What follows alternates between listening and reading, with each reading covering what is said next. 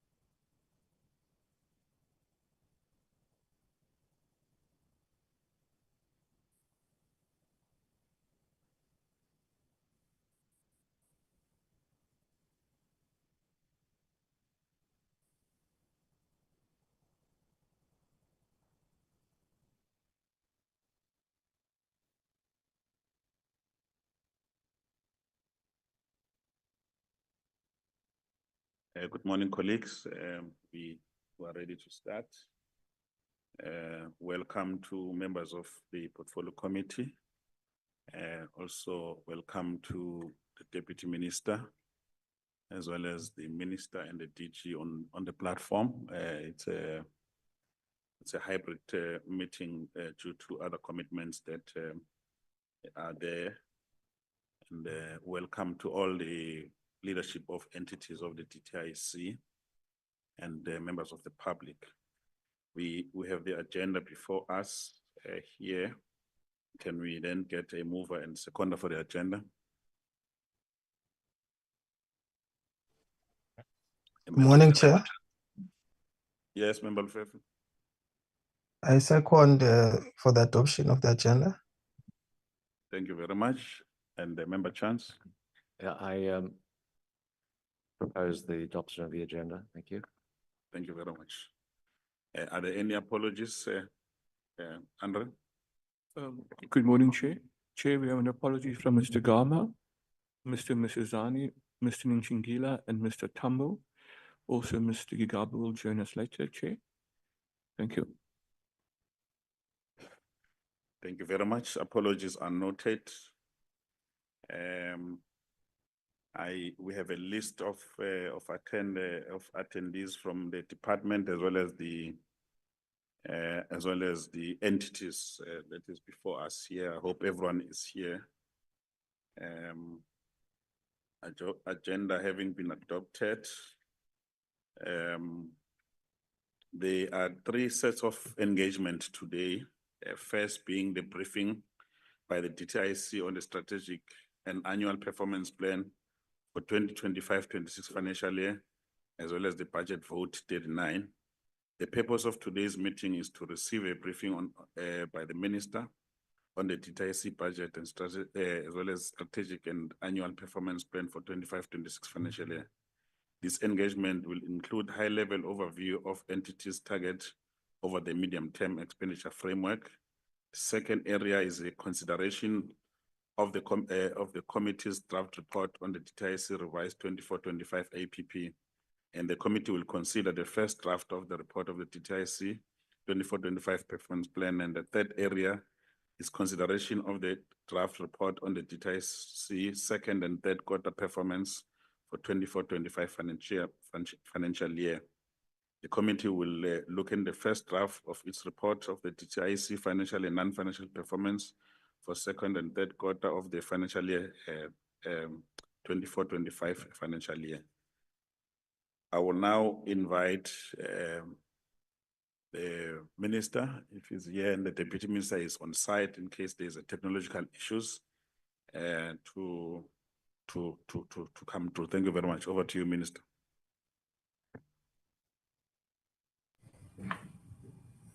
Thank you very much, Chair, and good morning to you, Deputy Minister Kodlimpi, but also good morning to the honorable members and colleagues that are present in the session.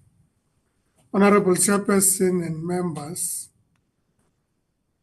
let me first thank you for allowing myself and the Director General, Simphiwe Hamilton, to join virtually for this hybrid sitting of this Portfolio Committee meeting. We're both currently in Maseru for the Lesotho South Africa Binational Commission.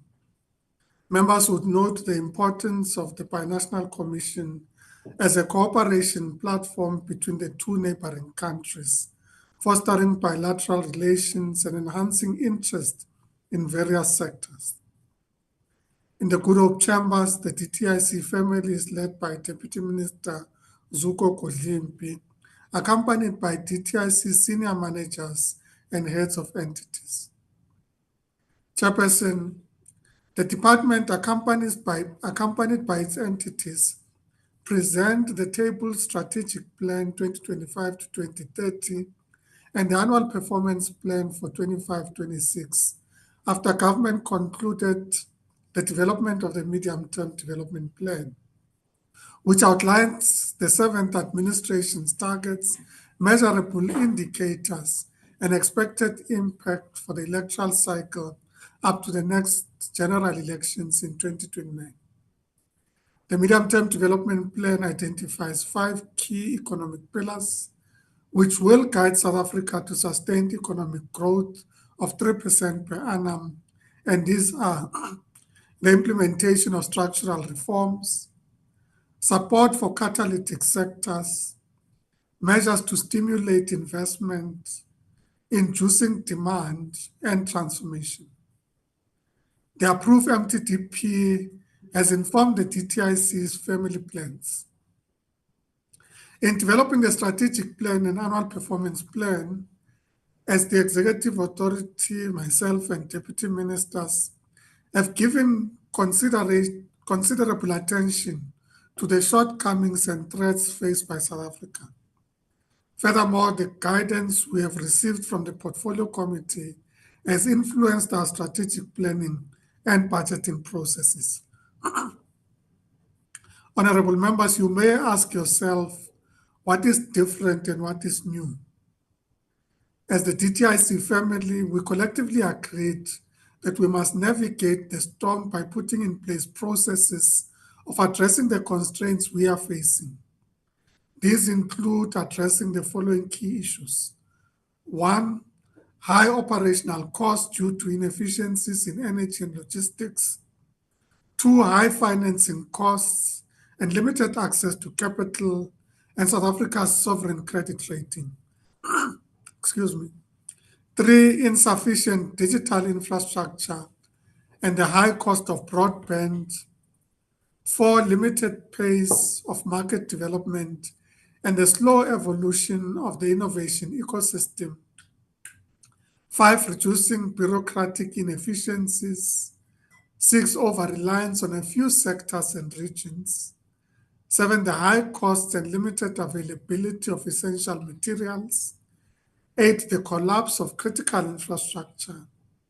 9, high crime rates, which increase operational costs. 10, local government inefficiencies and corruption.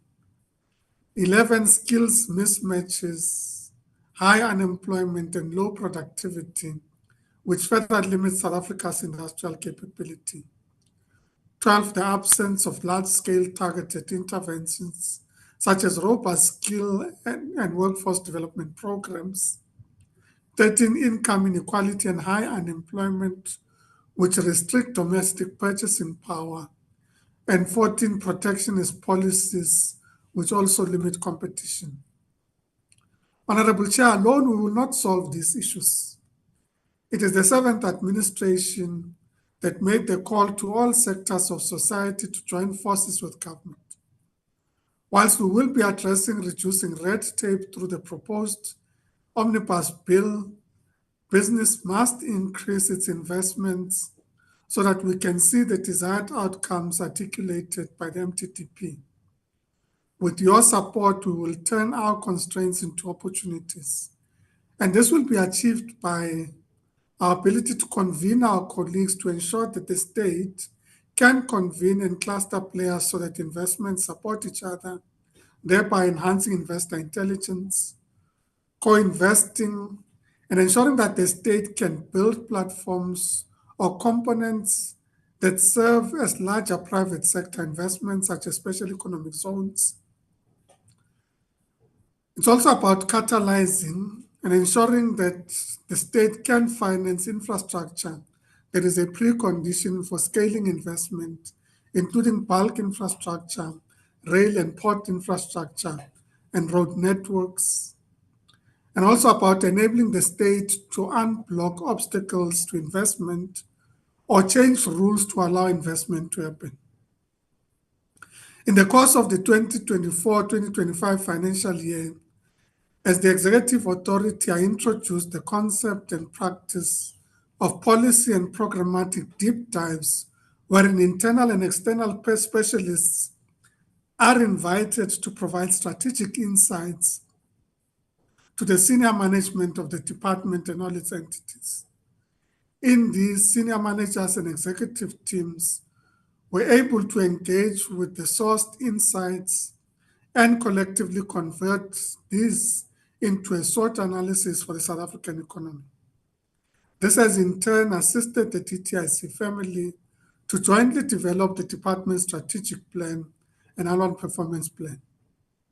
Over the coming 5 years, the DTIC family will systematically reorient its intervention, support measures, and policy development activities to achieve diversification, decarbonization, and digitalization.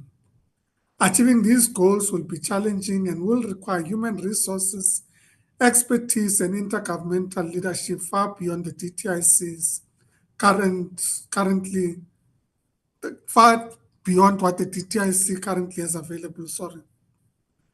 Working in collaboration with its 19 entities, the DTIC will take the lead in investment, demand, and transformation pillars and will contribute to the implementation of the catalytic sectors and structural reforms. The complex interplay of these factors has informed the department's decision to pursue a strategy of diversification, decarbonization, and digitalization. Therefore, the department will seek new partnerships with both global and domestic institutions, strengthen partnerships with organized business and labor, collaborate with government structures across the 3 spheres, and embark on a renewed phase of organizational and human resource development. The 25-26 APP is informed by the intense debates and discussions amongst over 100 senior managers and specialists, including external representatives with a diversity of economic and ideological outlooks. This very ambitious APP reflects the value of joint planning across the group and is sharply focused on a limited number of interventions, which, when successfully implemented, will grow the manufacturing sector, sustain and create jobs, and transform the economy and our people's lives. I'm confident that if diligently implemented, the strategic plan and APP will contribute towards placing South Africa on a higher growth path, underpinned by the dynamic sectors and enterprises that will emerge from our strategy of diversification, decarbonization, and digitalization. Let me take this opportunity, Chairperson and honorable members, to introduce the Director General, Mr. Simphiwe Hamilton, who has literally come into the department at the time that we're finalizing the strategic plan and annual performance plans. And in the few weeks that he has been with us, we have dedicated a lot of time and energy under his leadership of the management team to ensure that we are able to produce the strategic plan and APPs that we're presenting today. Let me now hand over to the Director General to lead the presentation. Thank you very much.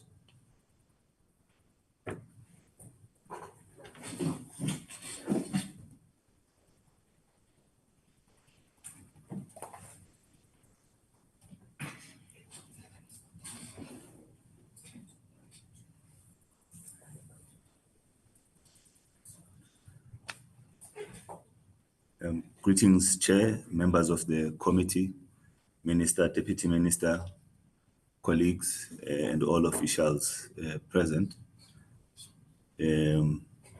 As duly introduced by the Minister,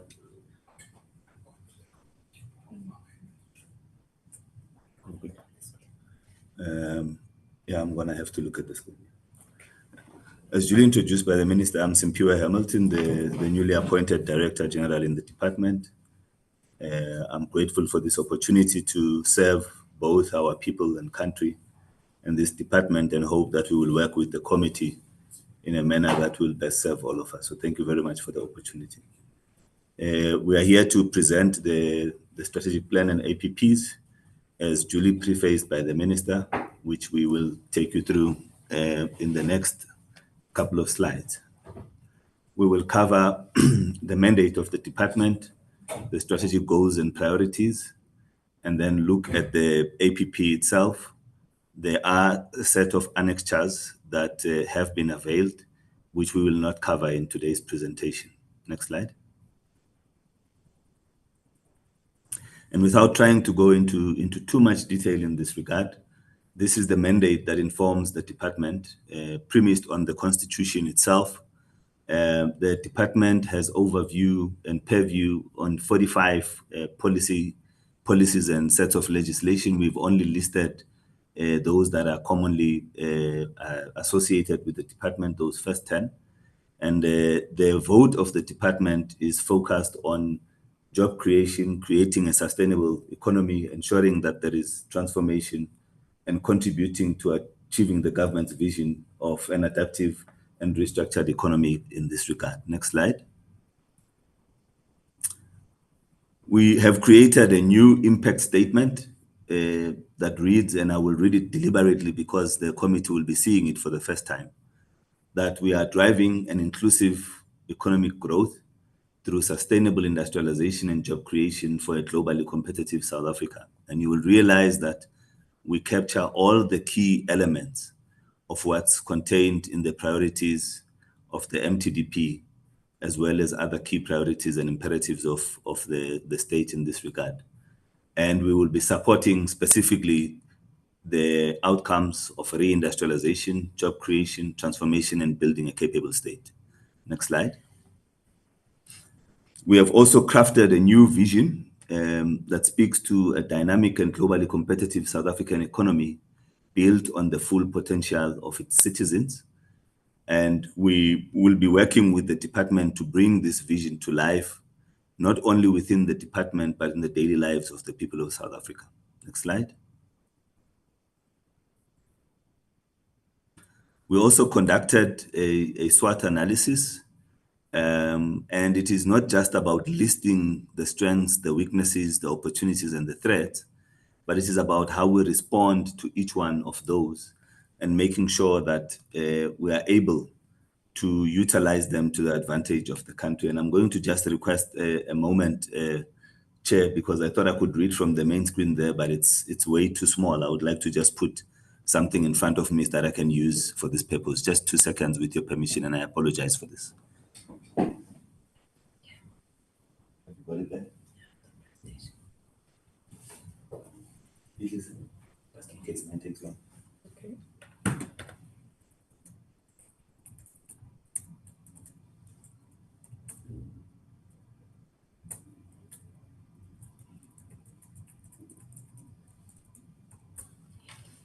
Got it? You've got it. Which one? It's it. I've got it.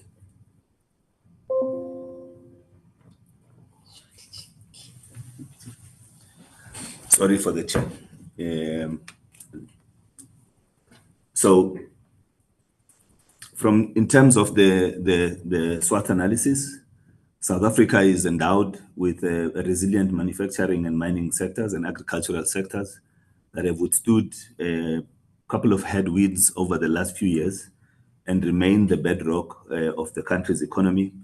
Though overall, our GDP has got a very strong services component at this stage. Availability of critical minerals and resources with abundant solar radiation positioning South Africa to benefit from green industrialization as one of the key strengths. And a sophisticated financial services sector and strong services sector in areas such as mining, civil and construction engineering, communications technology, as well as tourism and hospitality. In terms of the weaknesses, and without discounting the last strength that is stated there, which is the people of South Africa that we are serving, this growing and youthful population on whose potential we seek to build this economy. In terms of the weaknesses, we have a small domestic market, which means that we are dependent on exports for industrial growth and for economic growth, rising costs of doing business that are making it difficult for companies to grow, underinvestment in R&D, and this is over and above the investment capability that is being withheld by corporations in the country, the so-called investment strike in the past.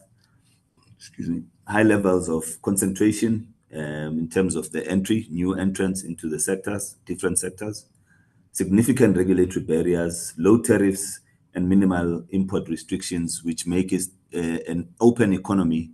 Hence, we see sometimes elements and practices of dumping and illicit trade, a slow public sector investment that doesn't crowd in private sector investment, and South Africa's relatively open economy as the main weaknesses that have been identified.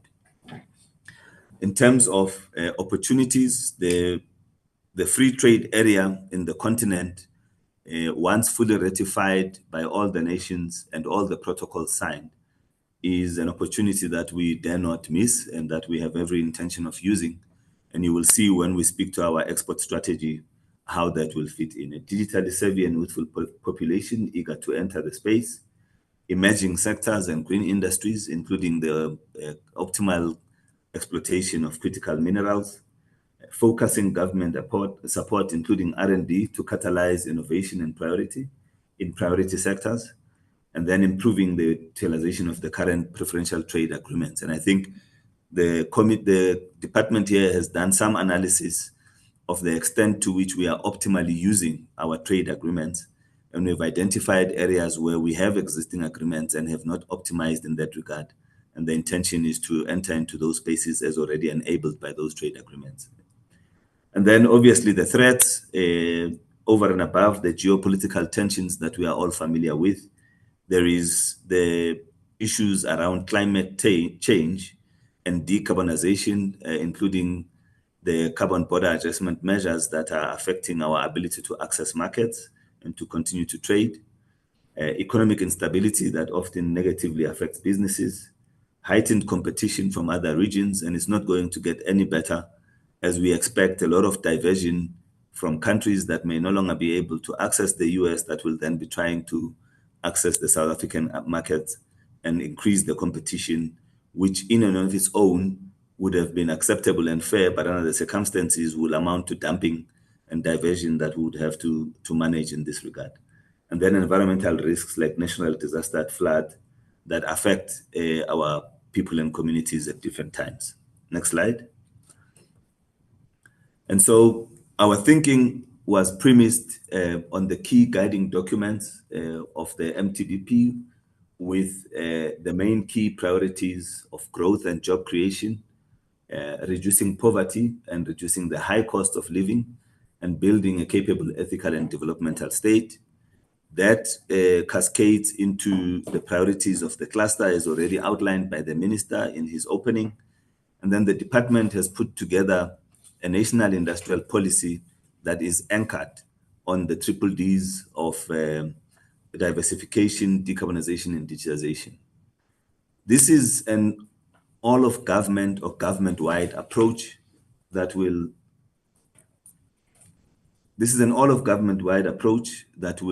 optimally leverage on the three spheres of government using both IGR and DDM, but also acknowledging that the department has a lead role to play to engage and work with all role players within the government and private sectors.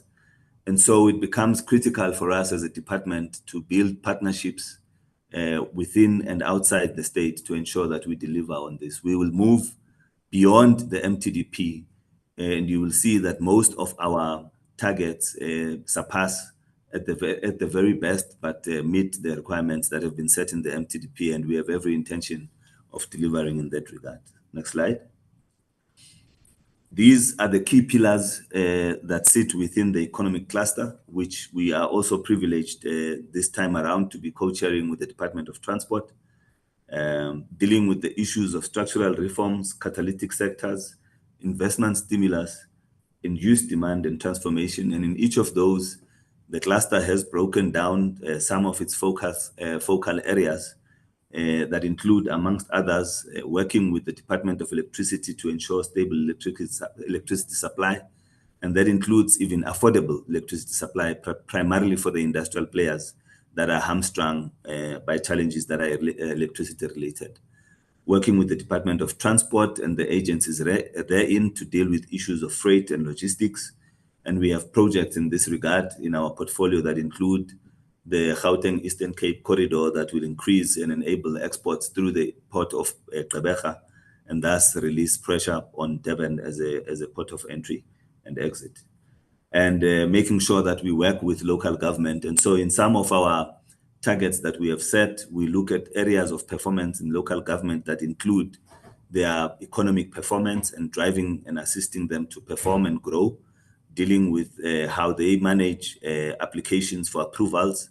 We will be setting up fusion centers in that regard, and a couple of other interventions that we will be looking at to deal with that pillar. We have identified priority sectors that are aligned within the cluster itself, in agriculture, mining, manufacturing, as well as green industries. And in terms of stimulating investment, the reduction of the red tape and the ease of doing business, including a focused target that we will get to that deals with moving South Africa from being ranked in the upper 80s in terms of ease of doing business and bringing it to 50 and below globally in this regard, and ensuring that we use our incentives to crowd in investment through SEZs and other instruments that we have. And obviously the AfCTA remains a key enabler in this regard. Induced demand, having noted that South Africa does have a relatively small market that will not be able to consume all that we produced, exports become therefore a key leverage. But for us to do this as well, we have to crowd in the procurement arm of the state and ensure that we not only localize, but drive the Buy South Africa approach, particularly in government, and ensure that we leverage on government procurement in this regard. And this will also be supported through the transformation fund that we will be launching once the public comment phase is done. Stronger import controls. As an example, in the case of chrome, we have a lot of chrome that gets mined. There's very little beneficiation that takes in place. But I don't think we have a full understanding of how that chrome is being traded and how we will be using it as a mineral going forward. And so we are working with various parties in the sector, in the metal sector, to look at designating it as a controlled item and start managing the export itself, and then start positioning for the beneficiation in that regard, and leveraging on science, innovation, and technology. And then in terms of transformation, despite all the pressure that we are faced with globally about whether or not empowerment is still required and whether or not we should be advancing this aspect, the department remains steadfast with the minister's guidance that we will continue to transform this economy for the benefit of its people. And we'll be focused on the designated groups, including military veterans, SMMEs, Black industrialists, the Youth Fund, and eventually a skills revolution that seeks to move away from the current outlook where we offer short courses through our SETAs, but focus on workplace placements and experiential training for young people, with a target that moves that from 7% of the budget to 30% of the budget across all the SETAs that we want to target for this purpose. Next slide.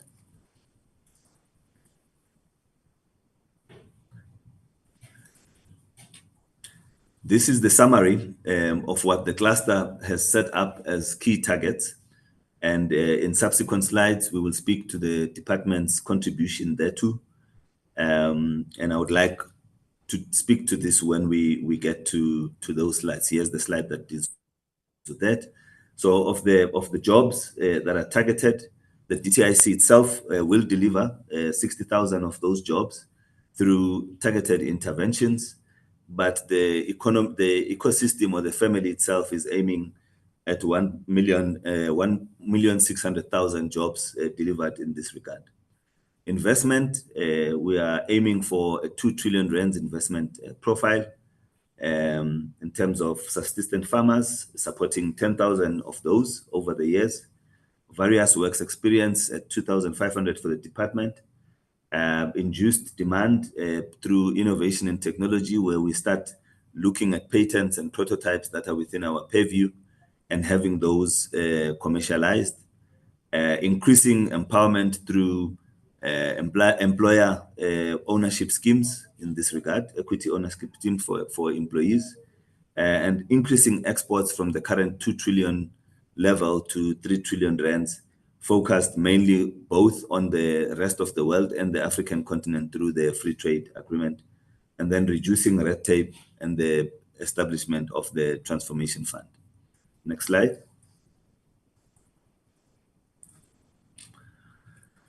To speak again to the priorities of the department as anchored on the Triple D, decarbonization. We aim to mitigate the negative impact of environmental protectionism, those carbon border adjustment measures that I spoke to, and to contribute to addressing climate change given the forecast impacts on the African continent that we're an integral part of. And we will do that through greening trade and industrialization, focusing on the steel and aluminum sectors, and the optimal exploitation of critical mineral value chains in this regard. And we have projects in place that will speak to establishing battery manufacturing capabilities and renewable energy and green hydrogen, some of which are located within our SEZ. In terms of digitalization, it is in its broadest sense, both in terms of the platforms that we are using in digitizing how we manage various application processes and improving turnaround times. But it is also about building digital public infrastructure, including data centers that South Africa has become a prized destination for, with many currently evolving and being located in various locations, including the data centers in Kucha that is coming up, the data center in Chatwell, Johannesburg, Lanseria that's coming up, and the one in Ekurhuleni by Vantage. And then we have diversification, which speaks not only to diversifying the sectors of the economy and the markets that we will be accessing, but also diversification premised on transformation and increased growth for Black participants across all sectors in this regard.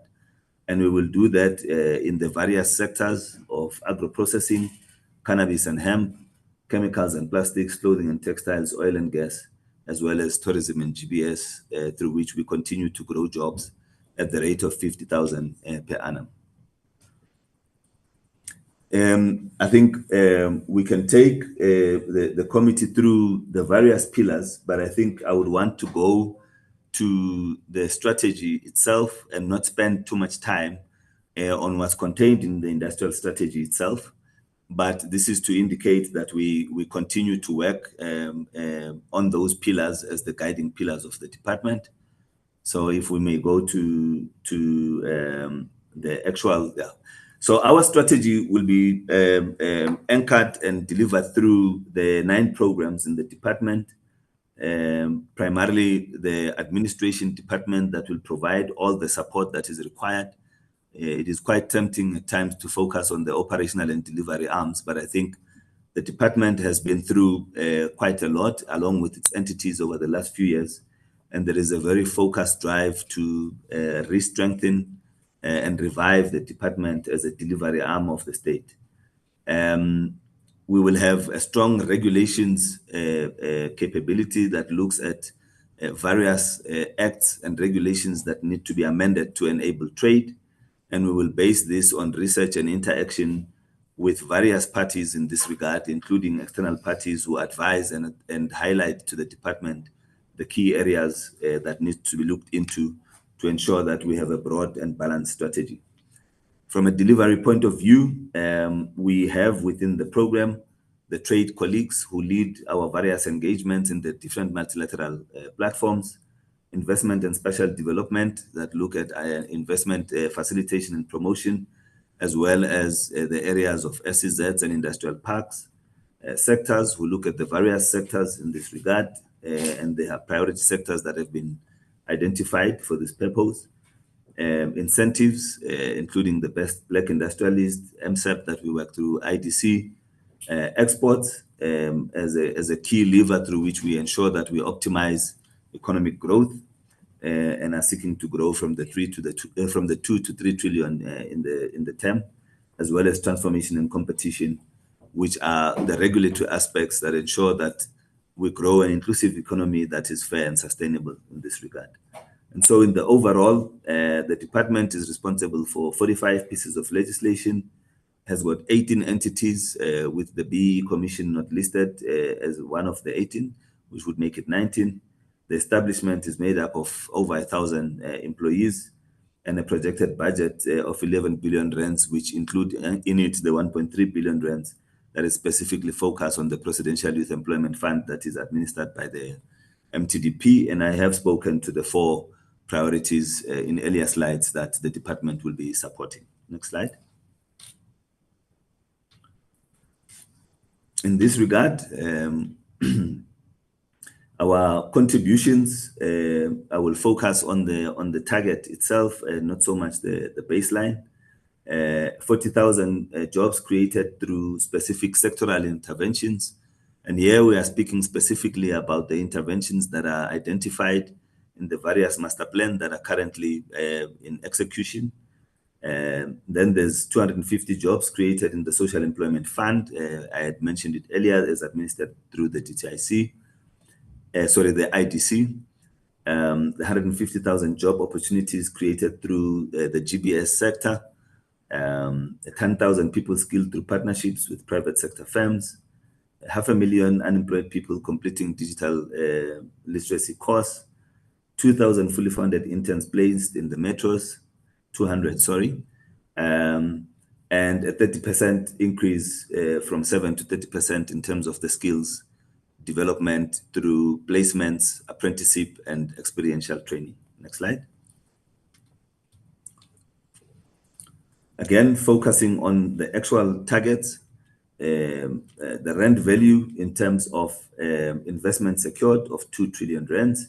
For this purpose, we have developed a project book, an investment project book that will be finalized and publicized soon and will be used for engaging with our various partners to secure investment from, starting with the GCC countries, which we'll be interacting with in the month of May. 4 new SEZs designated, and we speak specifically of the one in Limpopo, Bujanala in the northwest, the Vaal SEZ, and Bokubai in the Northern Cape.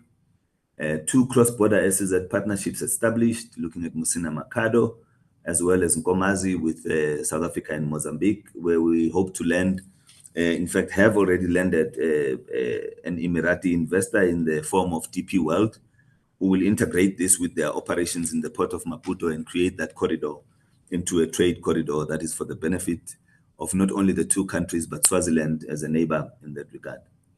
2 strategic trade-led corridors focusing on the Gauteng Eastern Cape automotive corridor that will serve not only the Gauteng-based OEMs, but including the Eastern Cape-based OEMs who use road freight for much of their produce, bringing it up into the inland.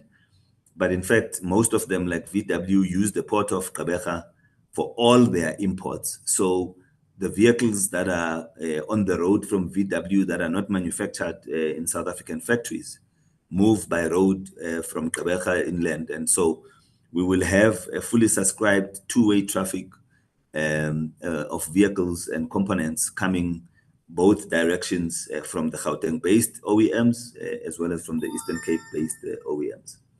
And then expansions, which is increasing the land area of at least 3 of the SEZs, being the Dube Trade Port, Kucha through the inclusion of the pharmaceutical SEZ as well as the Nelson Mandela Logistics Park, and then the Tshwane SEZ, which needs to go into the 2nd phase of its development, having been successfully implemented phase 1 in the years of 2020 to 2022 and now being fully operational in this regard. Next slide. Here we speak mainly to spatial development, particularly the industrial parks, but we start with the value of exports from SEZs that's enabled particularly through the AFCTA.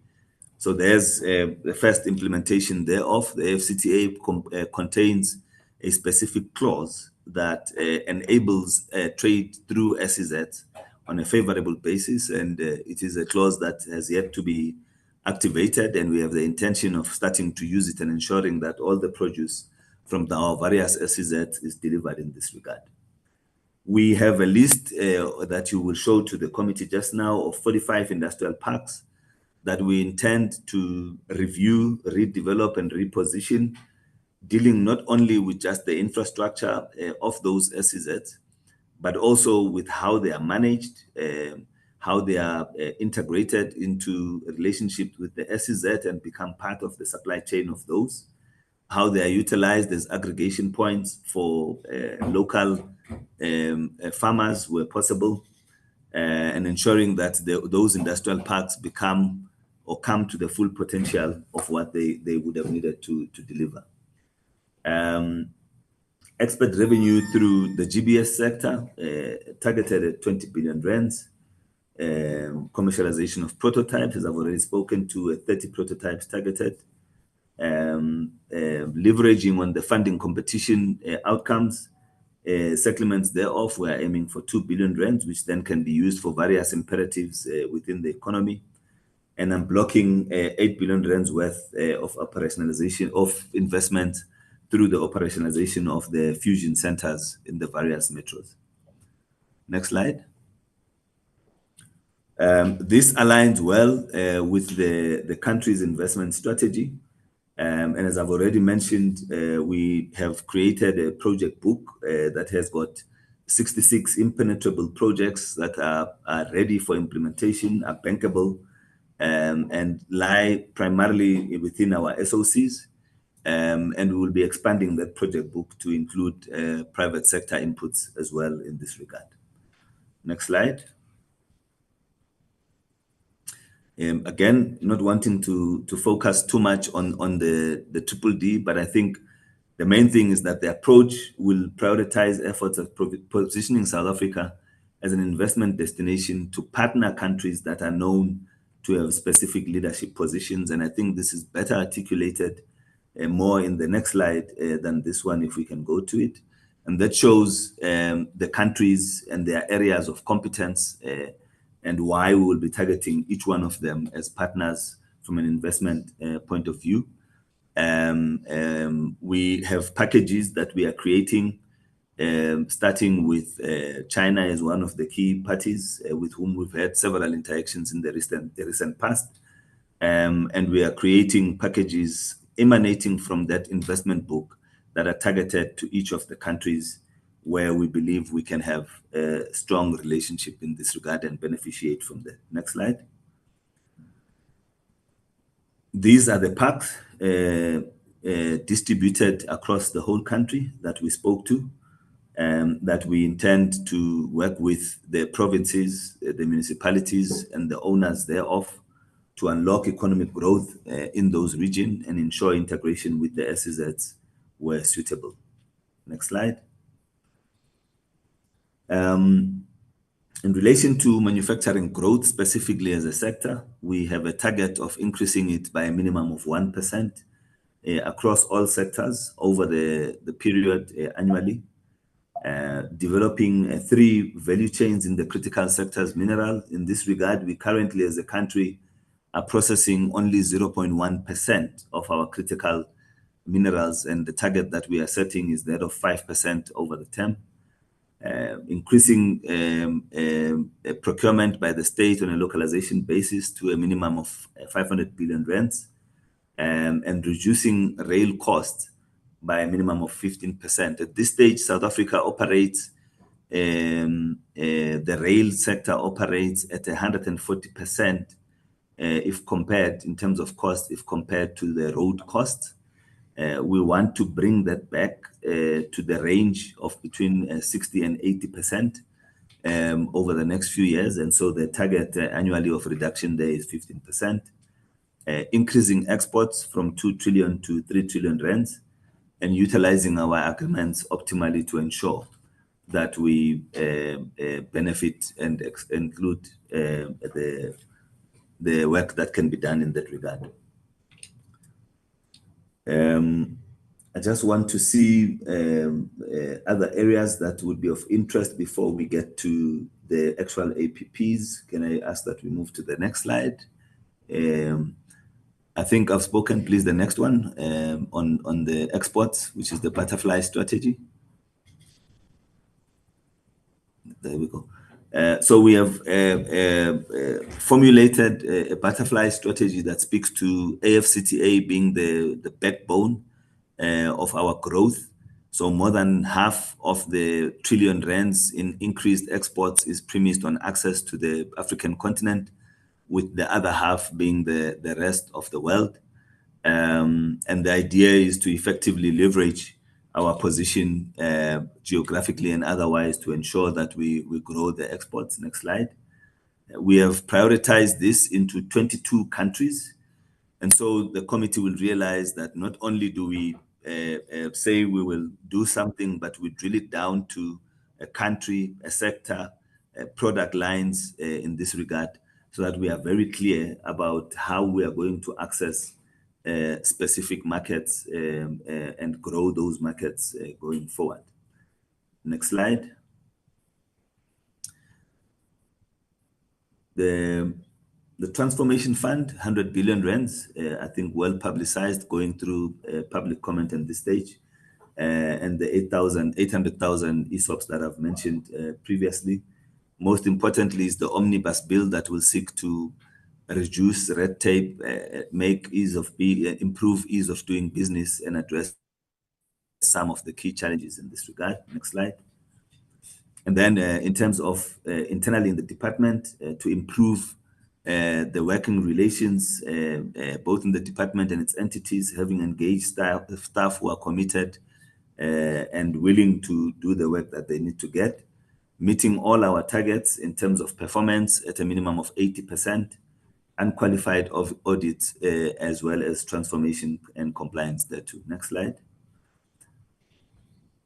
In trying to get to the APPs for the 3 years, the midterm, starting with on the transformation side, 40 for women, 30% for youth, having an unqualified audit and ensuring that all our entities meet their minimum 80%, and improving the staff morale, as well as ensuring that all whistleblower cases are attended to. This speaks primarily to the imperatives of transformation, as well as the imperatives of building a capable state as envisaged in the MTDP and the NDP. Next slide. AFCTA, operationalizing it from the currently 22 signed countries to 30 by the time we get to the 3rd year, working with all our colleagues in the various government departments, including DECO, implementing various strategies, ensuring that we maintain sustainable and meaningful trade with the US without necessarily compromising our national interest, increasing the work that we're doing with SACU and the EU for fair trade and increased growth, and dealing with various patents and various acts that enable growth and innovation in this regard. Next slide.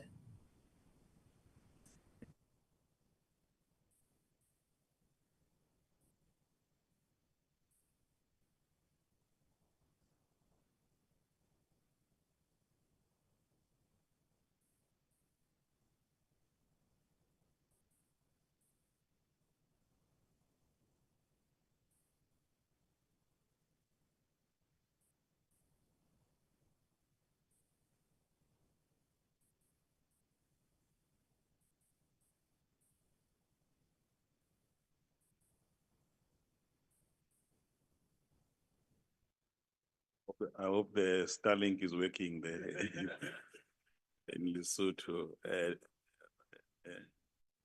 We saw the latest that they have Starlink, so I hope it's helping. Minister, are you still there? Offline, okay.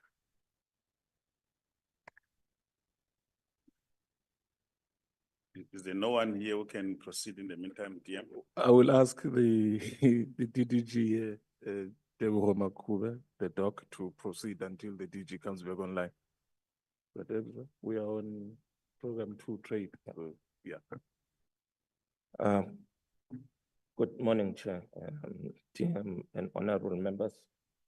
I will take you through program 2, which is on trade and the APP targets.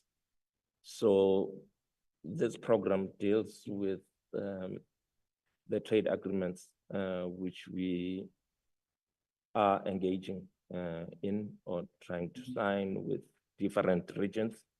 So we can see that the AFCFTA, excluding SADC, we have different targets over the MTF. The main issue, obviously now, which is topical, is the trade relations with the US, and as you know, it's led through the presidential engagements, and the minister will advise on that. There is another one that we are engaging with the EU, including the EPA agreements.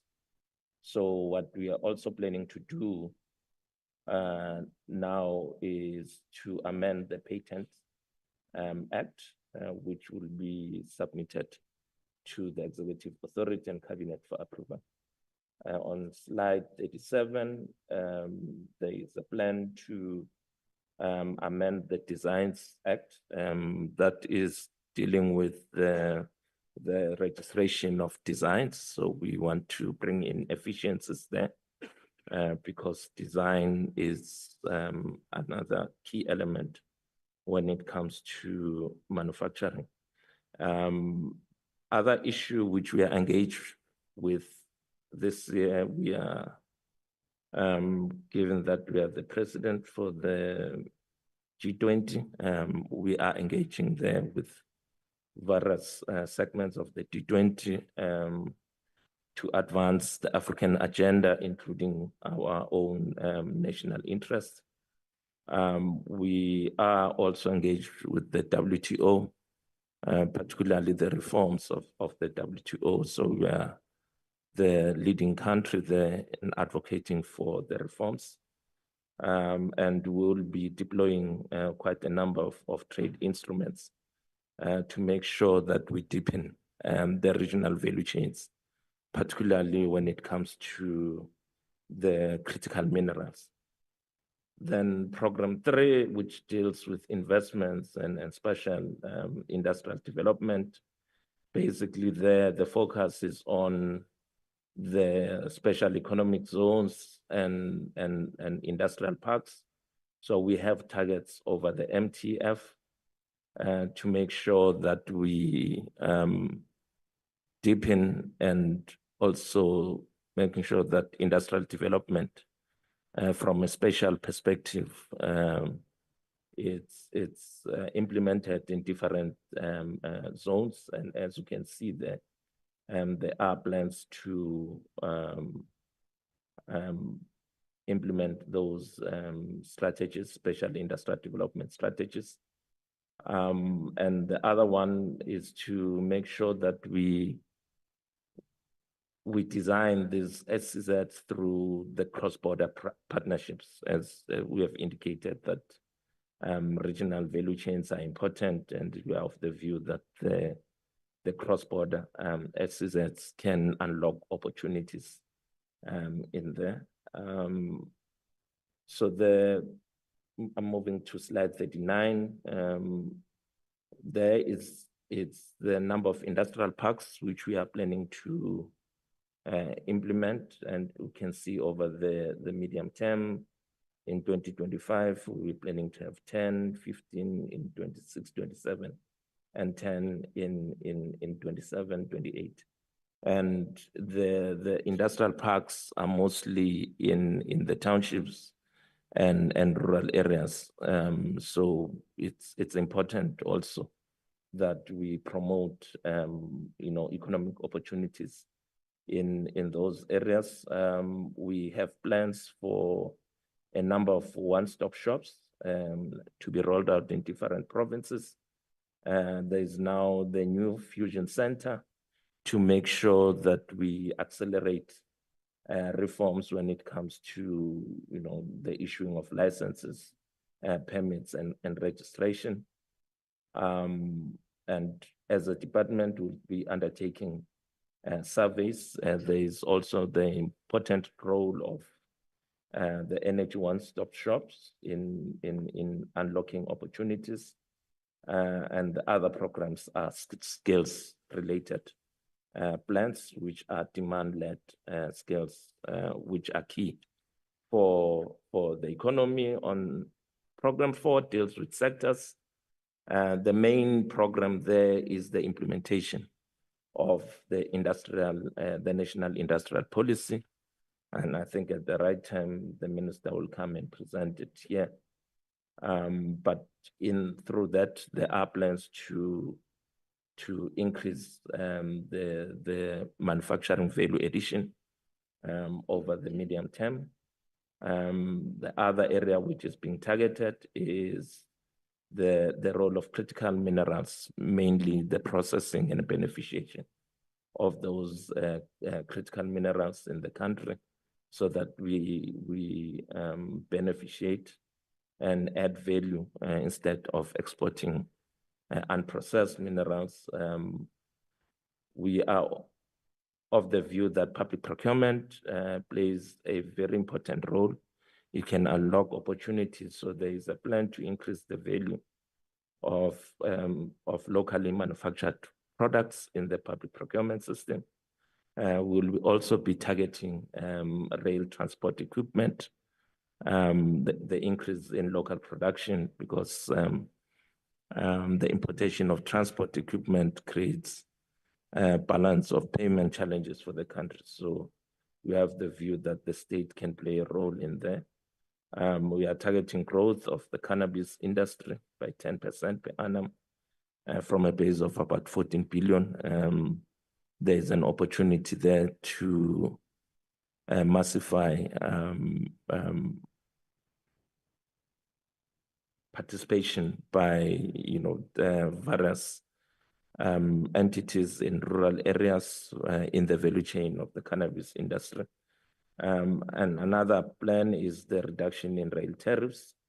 There is a plan to increase manufacturing of EVs in the country based on the white paper that we have, but we are targeting battery manufacturing. As you know, the EV is based on the batteries.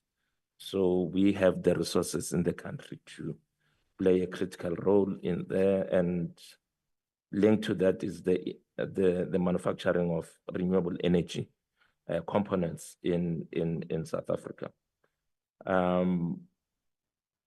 So that is linked to the decarbonization strategy, which will guide the implementation of policies in the 3Ds that the DG has covered on. Program 5 deals with regulation.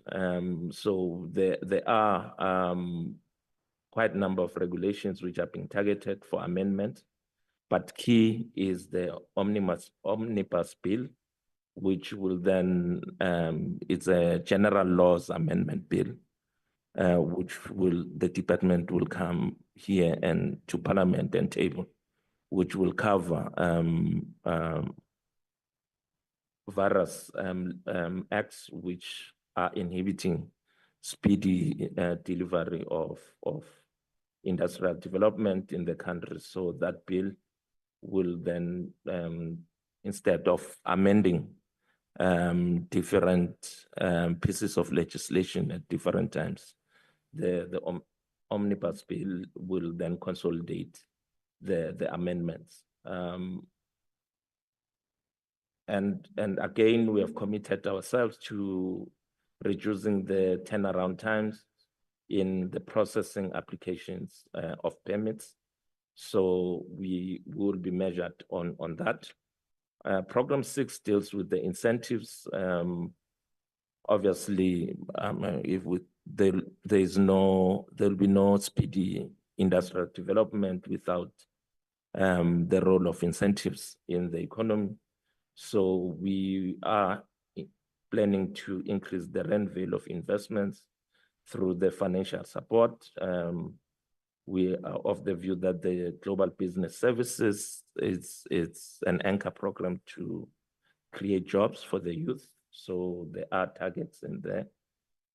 We are also targeting the number of jobs, and the reforming the finance instruments that we have, so that we have the integrated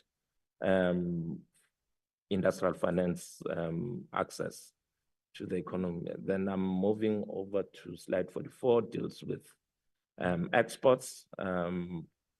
So in here, our role is to diversify the export markets, including the products that we are going to sell globally, given that most of our exports are resource-based, but moving forward over the MTF, we want to target the rest of Africa. We will be participating in the EMEA, which is the Export Marketing and Investment Access.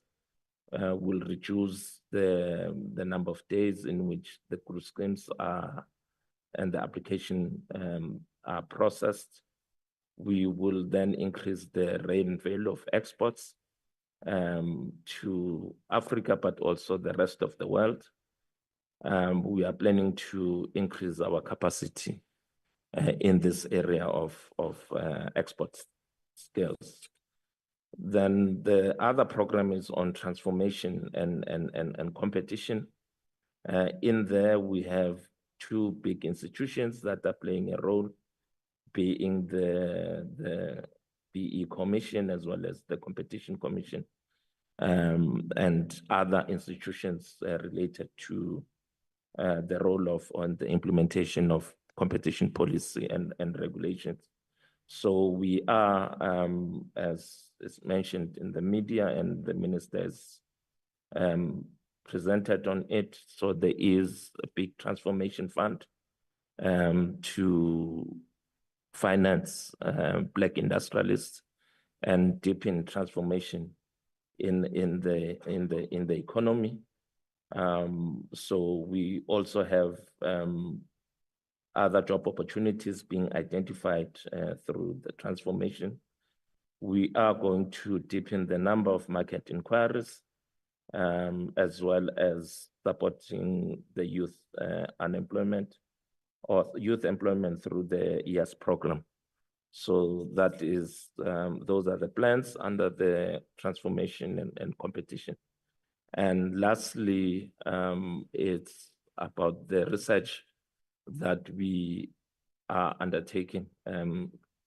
So it must be noted that we are coordinating the economic cluster. So the type of research that we'll be undertaking is not only for the department, but for the cluster, and making sure that we measure the impact of the medium-term development plans. We want to accelerate the energy roadmap. So we will be doing research on that. There is a role of the digital economy. So there is a roadmap approved by the economic cluster. It is important that we review performance in that area. There is again the Digital Venture Capital Fund, which has been established. So it will be coordinated by the research branch. We are reporting on the number of job opportunities and training being provided to youth with regard to digital skills, and we have targets there on what we are going to do over the medium term. And there is also a plan to provide unemployed persons with digital literacy training courses, and we have the targets over the medium term. Thank you very much, Minister. I'll give it over to the CFO. Thank you very much. Good morning, Chairperson, honorable members. I will now take you through the financial resources that we have available to implement the strategy that has been presented. Chairperson, on slide 46, the department, including its entities, has been allocated an amount of 32 billion over the medium term. That split is 11 billion in the first financial year, being 25-26 financial year. And then in that financial year, the biggest cut goes to the incentives branch at an amount of 5.2 billion. And then the next one is transformation. You'll see when you look at the next two financial years, the two outer financial years, the transformation program moves down. This is mainly because of the additional funding that we got during the 2025-2026 financial year, which we do not have for the two outer years. So for that financial year, the total budget is 11 billion. And then for the financial year 26-27, we're sitting with 10.23 billion. And in the outer year, it's 10.7 billion. Our the movement in terms of the programs, you will see it's consistent from one year to the other with the exception of the transformation. Under administration, important to note is that there's an amount relating to accommodation of 380 million, which is included in the administration amount every year. Important also to note, members, is that the MTEF 2025 MTEF was prepared under a very constrained fiscal environment. And also when it comes to any funding pressures that we have as a group, we would have to look at the baseline and reprioritize from there. Also, if you look at the picture that I've painted, the incentives branch is the one that's sitting with an allocation of 51% of the 2 billion over the MTEF, and then also that 1.3 billion relating to the Social Employment Fund, which is administered by the IDC. On the next slide, Chairperson, this slide just looks at the budget breakdown per program and per economic classification. I think the part I'd like to zoom into, Chairperson, is where we have these increases that have increased beyond inflation rate. Looking firstly at the investment and spatial industrial development, this is program 3 in the department. We have an overall increase of 12.4%. This is to make sure that we are able to support the SEZs and the industrial parks that this particular section looks at, and also in us trying to reach that 3 trillion investment that has been explained at the top of the, in the presentation prior. And then, Chair, when you look at sectors, that budget has also been increased by 11.4%. This is to basically ensure that we are able to fund the industrial policy, which will require funding.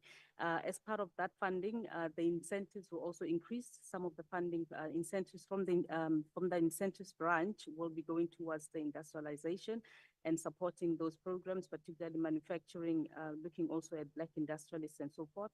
And then, Chairperson, another part I'd like to highlight is the transformation, which you then see the reduction in the first financial year. We sit with 1.9 billion due to that additional 1.3 billion that we have. And then in the outer years, we have not yet secured funding for the Social Employment Fund. Chair, on the other ones, I think overall that budget has increased by 4.4% over the medium term. With the allocations as indicated, the biggest allocation going towards the incentives program. And then, Chair, I will then move to the next slide. The next slide just shows the budget distribution by category. And then this is only relating to the financial year 2025-2026. The incentives program is sitting at 35.15%. Infrastructure is 10.3%. And then our public entities are sitting at 15.83%. And then we have external programs sitting at 19%. And then our normal non-profit organizations at 1.5%. And then membership fees is 0.43%. And then our OPEX, this is our normal goods and services and COE within the department, that's sitting at 17.7%. 9.1 billion of that 11 billion members goes towards transfers to our entities, external programs, and the incentives programs. And then external programs include that 1.5 billion for the Social Employment Fund. This is also to make sure that we maintain that target of 50,000 jobs per year that we are able to create through the Social Employment Fund. There is a projected expenditure increase, expenditure towards the business incentives at 35.15%, and the infrastructure that will be supporting the industrialization and just general manufacturing. And then, Chairperson, we will also be working very closely with our funding partners, being the IDC, being the NEF as well, to make sure that we provide be it grants or loans to support the industrial policy as well. And then there's the budget of 15.84, which has been allocated to our standards institutions, that's SANAS, NRCS, NIMISA, our regulators as well. And there's a small allocation that goes towards the ECIC. And then, Chair, another important aspect to note is that with regards to the incentives programs, we will be focusing on funding SMMEs as well, women, youth enterprises, and also to look at under-supported districts. Our focus will also be to look at metros outside the 5 top metros. We have looked as a department at additional and other innovative sources of funding. to make sure that we reduce our reliance on government funding. We've also looked at entities in terms of their acts, which ones we might be able to generate their own revenues, or if there's any amendment that needs to be made to any particular acts, anything that can be done quickly or specifically with regards to regulations, so that entities can be able to generate their own income. We've also looked at issues of going back to zero-based budgeting and making sure that we focus mainly on programs with a higher investment multiplier. And also, you would have seen throughout the presentation, we'll be focusing a lot on leveraging on our partnership, public-private partnerships, providing blended financing, and also working very closely with our DFIs. And then, Chairperson, this is a high level, the budget that we have and the resources we have in the department. The aim is to also work and leverage with the public sector as much as we can, particularly for the industrial financing part, the industrial policy, I beg your pardon. Thank you, Chairperson. I will then hand back to the DM.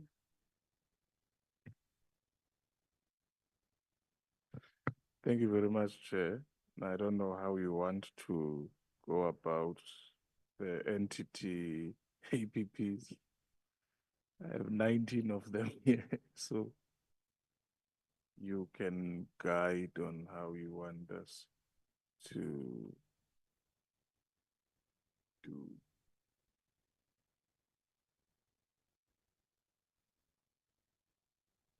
Yeah, the annexures are the entities, basically.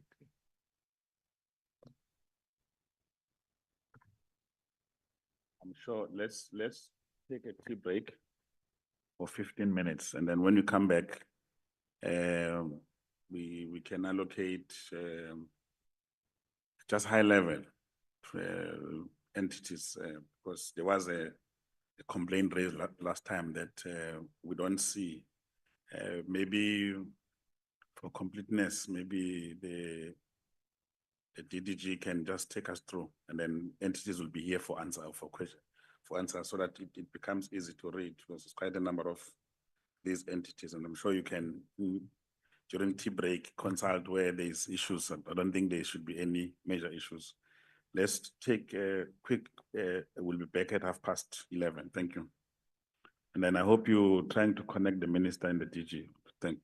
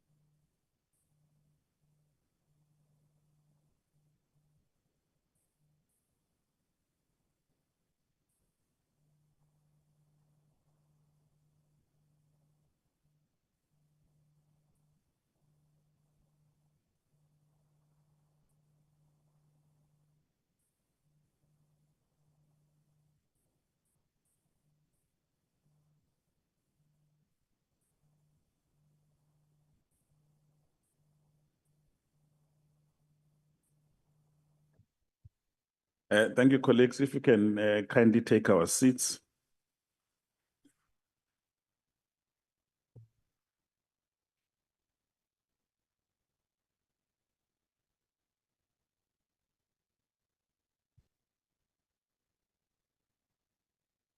No, thank you very much. There were various consultations just to try and see how we can manage the time, because I believe that the minister and the DG in the next 15 minutes or so, they must proceed with their business in Lesotho. Now, what we want to suggest, because we've gone through the presentations of the entities and it's straightforward, where members have got specific questions, rather let's ask those questions other than presenting. So we'll, and each entity obviously will then have to respond for itself with regard to the issues that we've picked up. Is there any closing remarks, Minister and Deputy Minister, so that we can then go straight to the members of Parliament?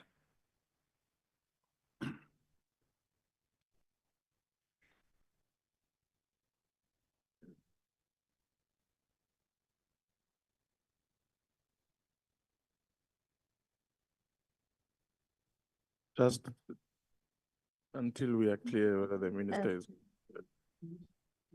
Chair. Okay. Chairperson, the minister is happy for the deputy minister to lead the discussion. We have no comments from Lesotho. Thank you very much, Chair. Thank you very much. Nothing much as well, Chair, just to re-emphasize the points that were made by the minister. It's been a very protracted process, so to speak, and we are grateful to the indulgence given to us by the Portfolio Committee from when we had asked to revise the 2024-25 APPs to finally producing this product. And to also make the point that from a strategy point of view, we might not get all the notes right from the start, but I do think that we've tried our level best to harmonize our thinking with the thinking of the Portfolio Committee on a whole range of issues as we try to navigate an increasingly complex global trade environment. The other point is that we've also tried to get the entities to align as much as possible with the overall strategy of the DTIC. That too might not be perfect as yet, but in the process, we will get it right and fine tune where we need to fine tune. And this is as much our work as the department as it is your own contribution as well. Thank you very much. Thank you very much, DM. We have colleagues on the line as well. I think about 3 or 4 members of the committee, they are on the line. And we have about 8 or 9 here, so we are fully represented. I'll now open the discussion to members of the Portfolio Committee. Yes, Member Mlul. Yes. Good morning. Thank you very much for the very informative presentation. I'll just go straight into my questions. So the first one is, given the targets of creating 1.6 million jobs over 5 years, how will the DTIC monitor the quality and performance of these jobs, particularly within SEZs, industrial parks, and the digital economy? The second question is, the DTIC aims to contribute 380 billion in investment. How much of this new investment, how much of this is new investment versus reinvestment? And what sectors are leading this pipeline? The other question is, so the department's export targets is 3 trillion by 2029. Which product categories and regions are expected to contribute the most to achieving this? I'll hold on there for now. Thanks. Member Tring, you are number 2, followed by Member Webster, Member Langa, and Member Malimecha. Thank you, Chair, and let me also appreciate the presentations. Chair, when one looks at the annual performance plan for 25-26, the DTIC's priorities or pillars include structural reforms. Structural reforms also involve shifting away from policies that serve as impediments to economic growth. Having policies that are ideologically significant but practically serve as stumbling blocks to address our multiple challenges are certainly not going to be helpful. When one looks at some 60% plus of the DTIC budget, which goes towards Program 6, incentives, and Program 8, transformation and competition, one would expect for there to be a return on investment. Analyzing the annual performance plan for 2024-2025, one has, and when one looks at the report, just about 100 odd jobs that were created. Just over 100 jobs were created, but huge investment, hundreds of millions, if not billions of rands that went into, in particular, these two programs. And so what we are not seeing is our return on investment, particularly in these two programs. But what we have seen is poor performance with respect to targets obtained. 1 of 7, that's 24-25 for the 24-25 year. 1 of 7 targets achieved, 14.2%. The jobs created over coming to where we are, the jobs that need to be created over the years have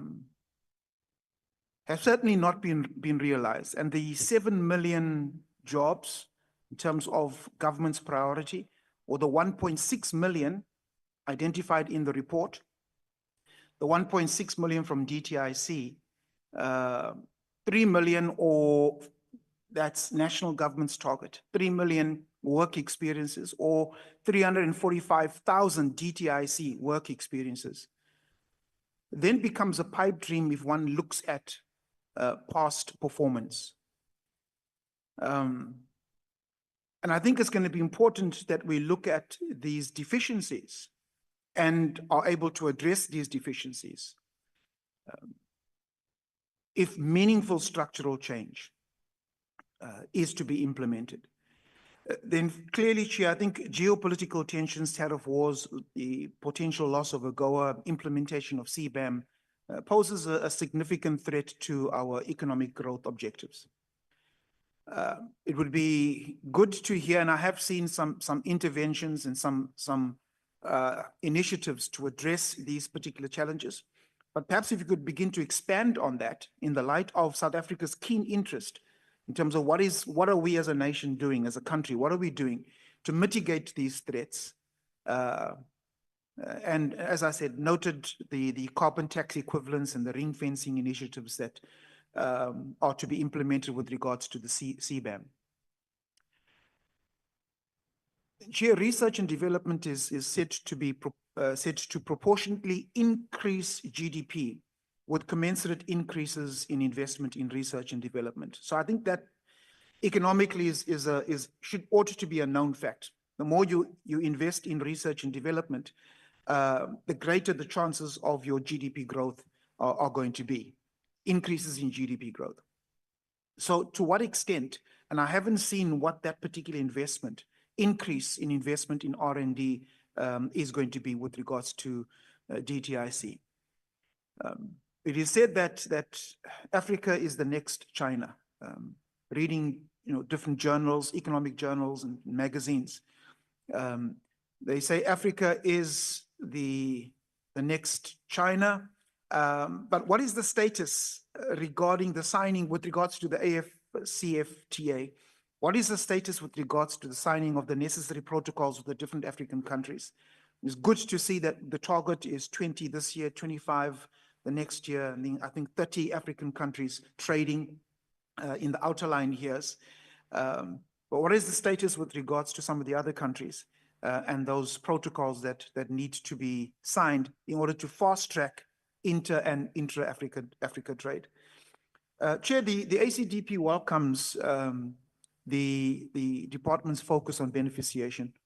On behalf of the ACDP, I've championed the ANC's policy of beneficiation vociferously over the last 5 years.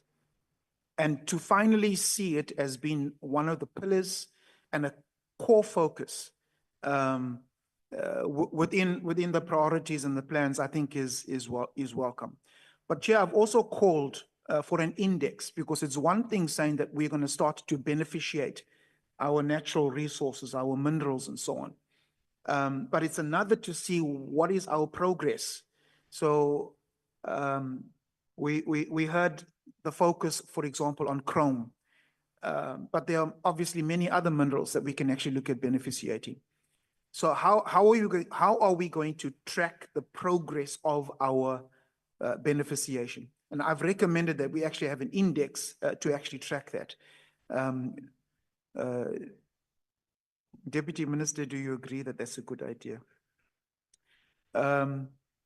Then, Chair, the Northern Cape has one of the highest, if not the highest, unemployment rate in the country, as well as poverty rates. It's one of our poorest provinces. But when it comes to industrial parks, it has the least. I know that it also has one of the smallest population groups as well, maybe just over 1 million people as compared to our other population groups, but the poverty in the Northern Cape is stark. And so should we not look at increasing the number of industrial parks in order to address this huge unemployment poverty rate that we have in the Northern Cape? And then just on those industrial parks, one of the challenges in order to prevent them not becoming wastelands, there's been a challenge when we visited in the previous administration. Many of the tenants of those industrial parks complained about municipal infrastructure, the lack of municipal infrastructure support, water, electricity, refuse collection, and so on and so on and so on.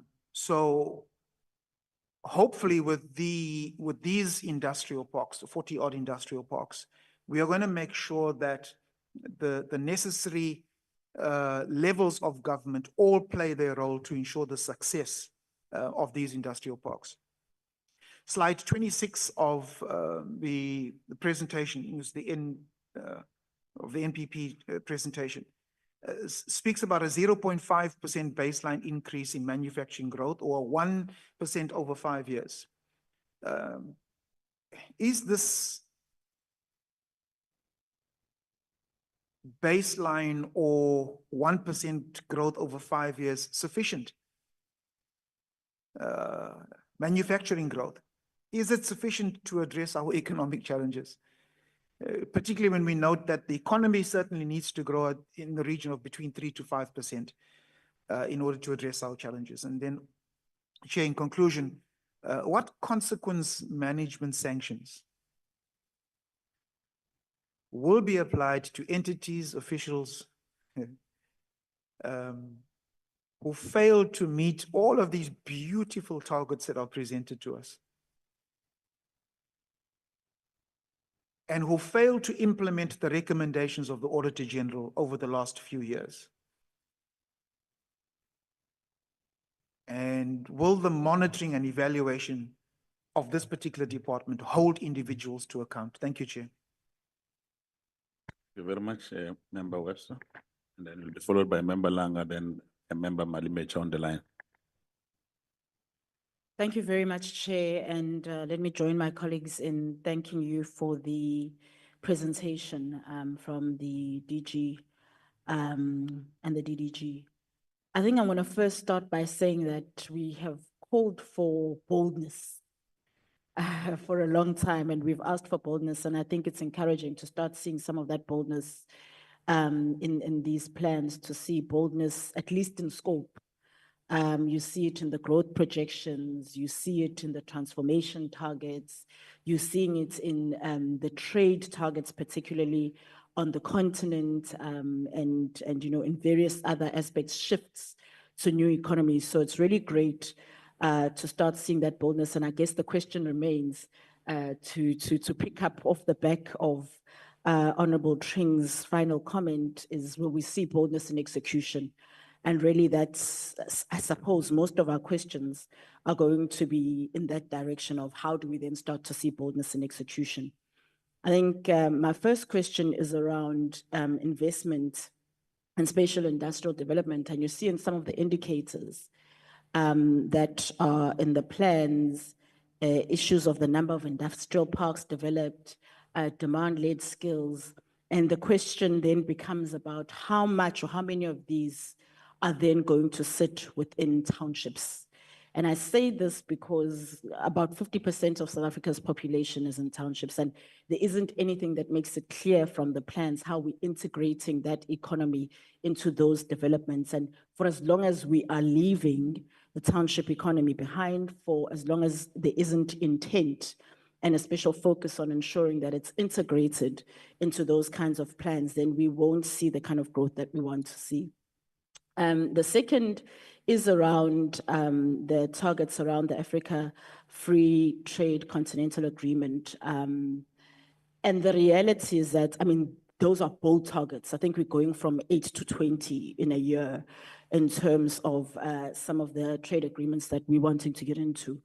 And the question then becomes, there are barriers that exist, and I think that's always been the reality around the AFCTA. And the question becomes, how then are we, what are the plans to mitigate some of those barriers, particularly non-tariff barriers that exist? There's issues, and in the countries that are listed specifically, there's issues with customs procedures, infrastructure, bureaucratic delays that we're aware of. So how are we going to make sure that we overcome those issues to meet those bold kind of targets? And then my third question is around the Transformation Fund. And I mean, the Transformation Fund has been a conversation that's been going on for a long time. It now exists also with bold targets. The question really, and what we don't get from the presentation, is how exactly is the Transformation Fund financed? How is it going to be financed? Because those are bold numbers, but where are they sourced from? And then secondly, how is it dispersed? Is it dispersed to the entities like IDC, NEF, et cetera? Is there sectoral priority in how those funds are dispersed? Because we've seen that, you know, there's a shift to these new sectors and new economies, but is that part of how the priorities are going to be in terms of how that is dispersed? And then lastly, while we're on the issue of transformation, we see the targets that are there when it comes to procurement from women-owned businesses, youth-owned businesses, and historically, the department has fallen short on these targets.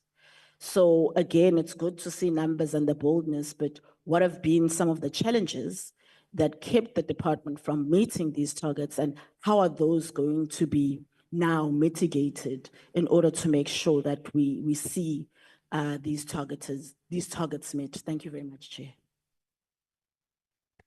Member Langa. Thank you very much, Chair, and greetings to fellow members, the officials of the entities, the supporting staff, and everyone within the four walls here. Chair, my questions will be to programs that are a model used by DTIC to implement its mandate. Maybe to start, I'll shoot straight to my questions. One, under program 1, which is administration, what informed the choice of the 3 metros targeted for 1 billion economic infrastructure investment per annum, and how does the department plan to ensure rural and underdeveloped provinces benefit equally? On program 2, which is trade, what is South Africa's current level of readiness to meet its target of enabling trade with 20 AfCFTA participating countries? And how will the department support local businesses to benefit from this? Of the 20 AfCFTA countries targeted for trade initiation, how many are practically ready in terms of logistics, tariffs, and standards? And what is the South Africa's role in facilitating readiness? Number three, how is the department addressing non-tariff barriers from the EU that threaten South Africa's citrus and other agricultural exports? And then under program 3, can the department provide a provincial breakdown of the new SEZ and industrial parks being developed, especially those aimed at revitalizing rural economies? Number 2, what specific metrics will the DTIC use to assess whether SEZ-linked trade corridors are actually enhancing export competitiveness over investment flows? Number 3, of the 10 industrial, of the 10 industrial parks targeted for upgrade, which are located in underdeveloped or rural provinces. Let me repeat that. Of the 10 industrial parks targeted for upgrade, which are located in underdeveloped or rural provinces, have land infrastructure and municipal support been secured?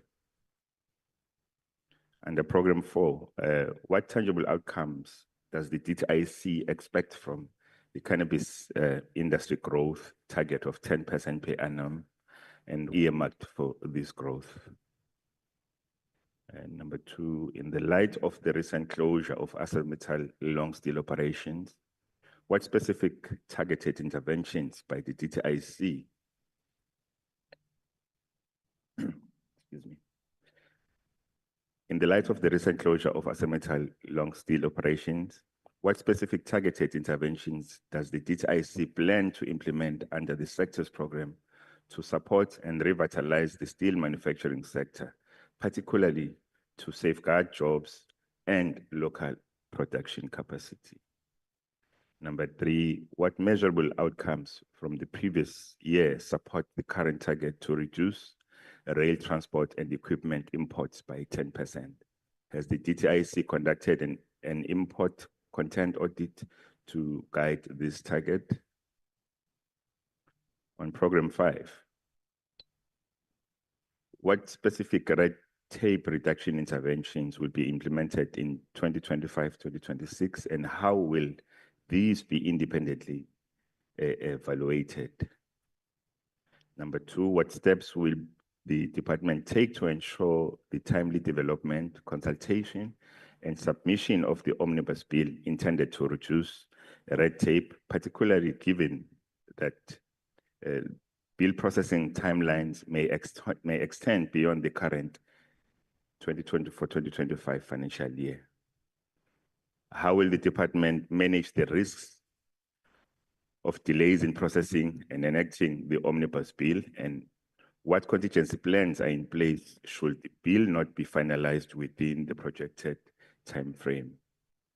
On program 6, what are specific economic and internal operational reasons for the department lowering its job creation target from 10,000 to 6,000 jobs, despite a 1 billion increase in the program's budget? Number 2, how will the department ensure equitable geographic spread in the disbursement of the 5 billion in incentives to prevent concentration in major urban centers? Program 7, what criteria will be used to identify and select the 300 entities targeted for capacitation on exporting skills as part of Program 7, export for the 2024-2025 financial year? How will the DTIC ensure that there is equitable representation of SMMEs, including Black-owned entities, amongst the 300 to be selected? And what monitoring and evaluation mechanisms will be implemented to assess the impact of capacitating these 300 entities on actual export performance, particularly in key industrial policy sectors? On Program 8, what oversight mechanisms are in place to track the 20 billion annual transformation fund? Can the department present a publicly accessible disbursement register indicating the sector's beneficiaries and impact indicators? Program 9, what role will the department play in ensuring the digital roadmap is implemented effectively, particularly in digitalizing the informal economy in township and rural areas? Number 2, how is the DTIC coordinating the digital venture capital fund with provincial governments and local innovators to ensure accessibility?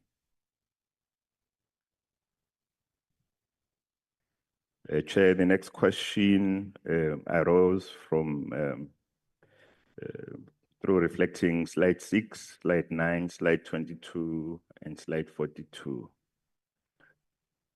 Annexure. Sorry. Thank you.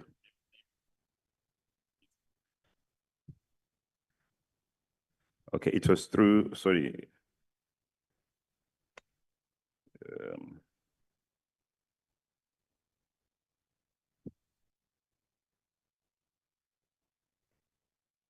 It was through the, sorry, Chair, through the TT, the main one. Yeah. Okay, yeah. How will the department ensure the effective implementation of its ambitious industrialization targets, particularly in underperforming sectors such as rails, logistics, and township-based industrial parks, given the ongoing infrastructure and red tape challenges? And question 2, from the same presentation, slide 18, slide 83, slide 45, and slide 41. What specific strategies will the department employ to guarantee that its transformation goals, such as 60% Black ownership in critical sectors and the 100 billion transformation fund, result in tangible and measurable economic inclusion for women, youth, and persons with disability? Let me pause there for now, Chair, to allow my colleagues. I still had a few. Thank you very much. Thank you very much. Honorable Madam Major on the line. Can I also see more hands here? Thank you very much. Thank you very much, Chair. Let me take this opportunity and greet all my colleagues in the chamber, Minister, DG, the team, and everyone on the line. So welcoming a very comprehensive, good presentation. Chair, of most important, taken from the words of the minister, one was inspired when the minister said, and I quote, "The key to deal with the mismatch in the department, you'll understand that in many cases,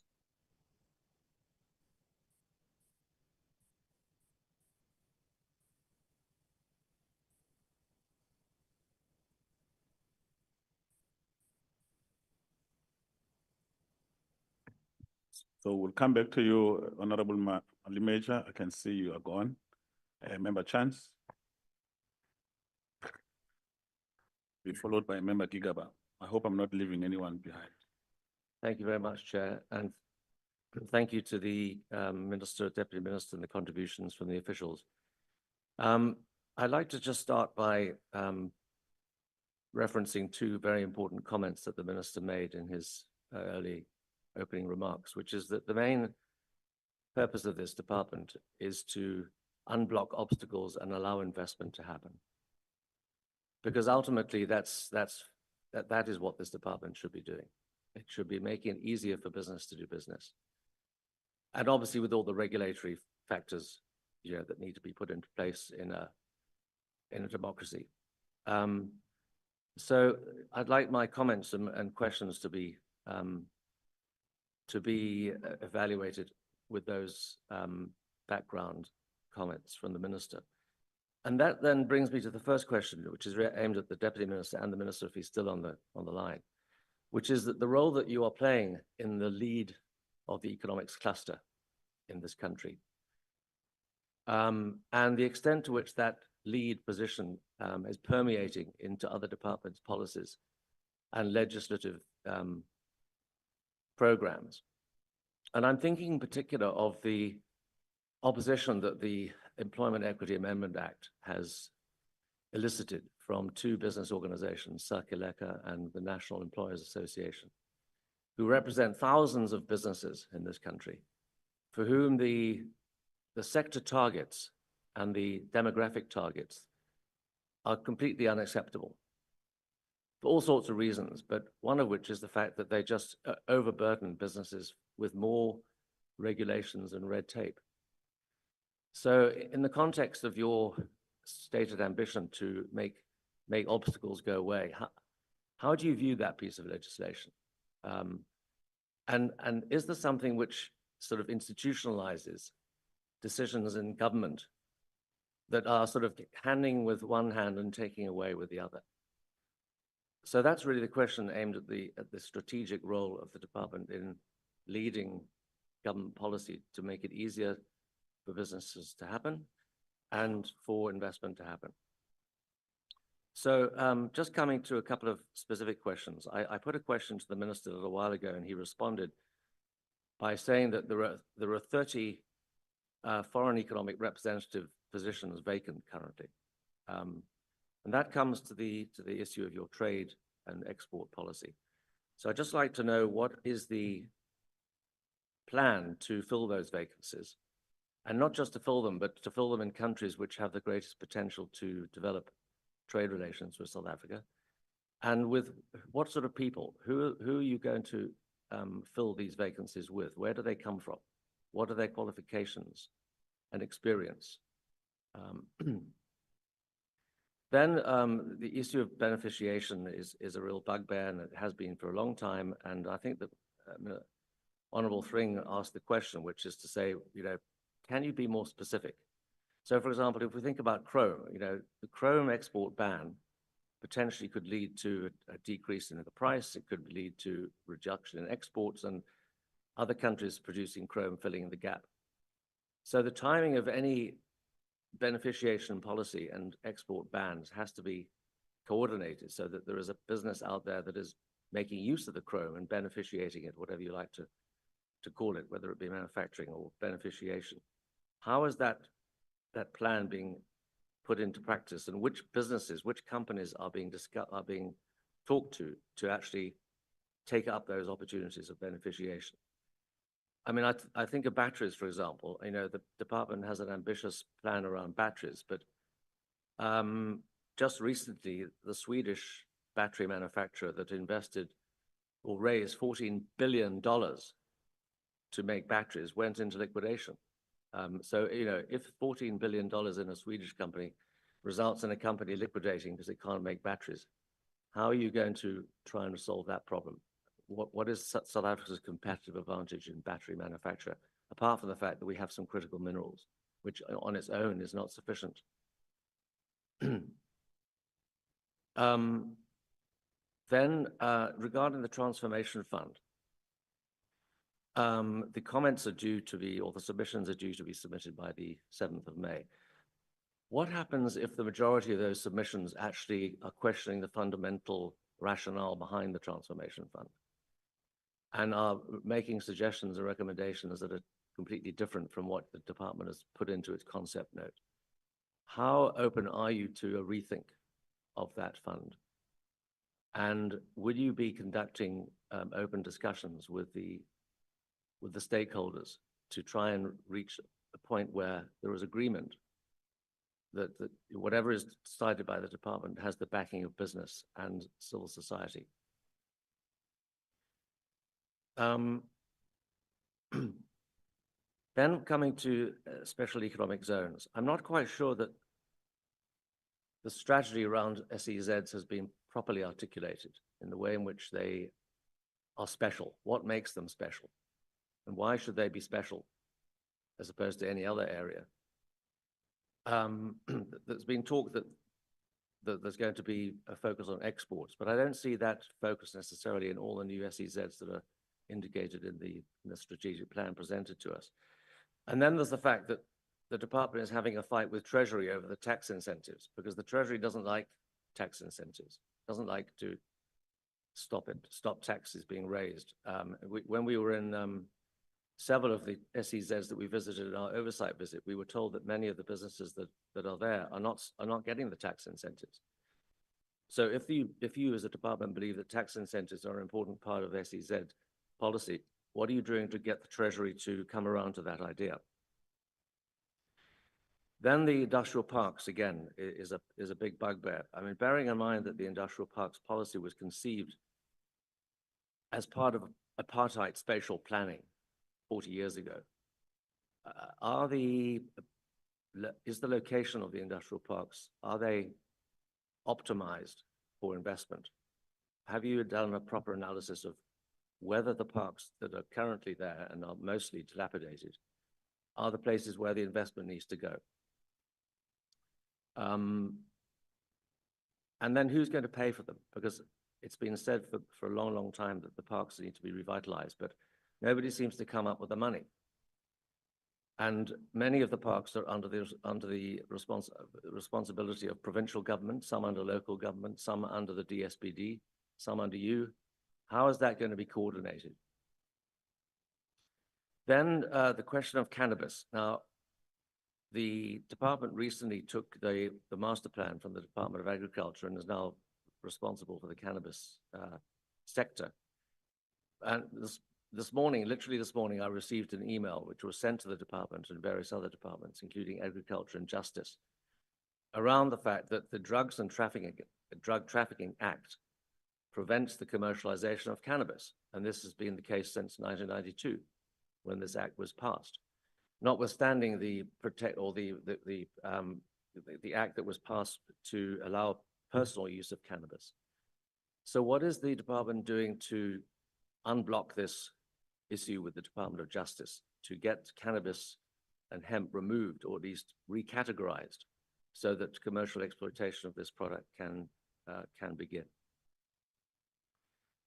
I'm pleased to see that you have put a target of whistleblowers investigations happening within 60 days. And I think it's very important that that is something which is followed up, because as we have seen, whistleblowers have had important things to say in various of your entities, not just in the department, but certainly within the national lotteries. Investigating over 2 billion rands worth of grants which were illegally issued. But within certain other departments and entities, we're seeing that whistleblowers are not being treated properly. So what actual processes are you putting into place for that 60-day target to be implemented?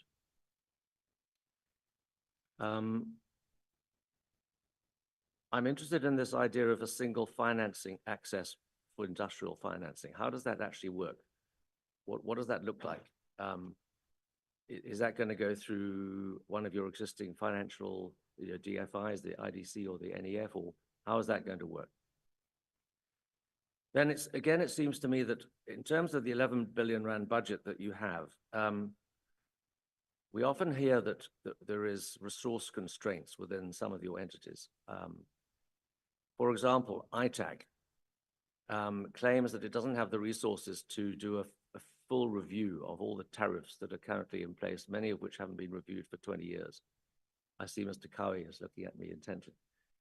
But the point is, it doesn't need a lot of extra money to get those people in there to do the work. You know, of 11 billion rand, in terms of your job of unblocking things in the economy, I mean, we had the groundnut industry in this country, which closed down because of 5 years worth of attempts to get the tariffs reviewed didn't happen, so it closed down. So why can you not just put money into those things and maybe take it away from somewhere which doesn't have an immediate impact on thousands of businesses? Two more questions, Chair. The first is on the Black Industrialist Fund.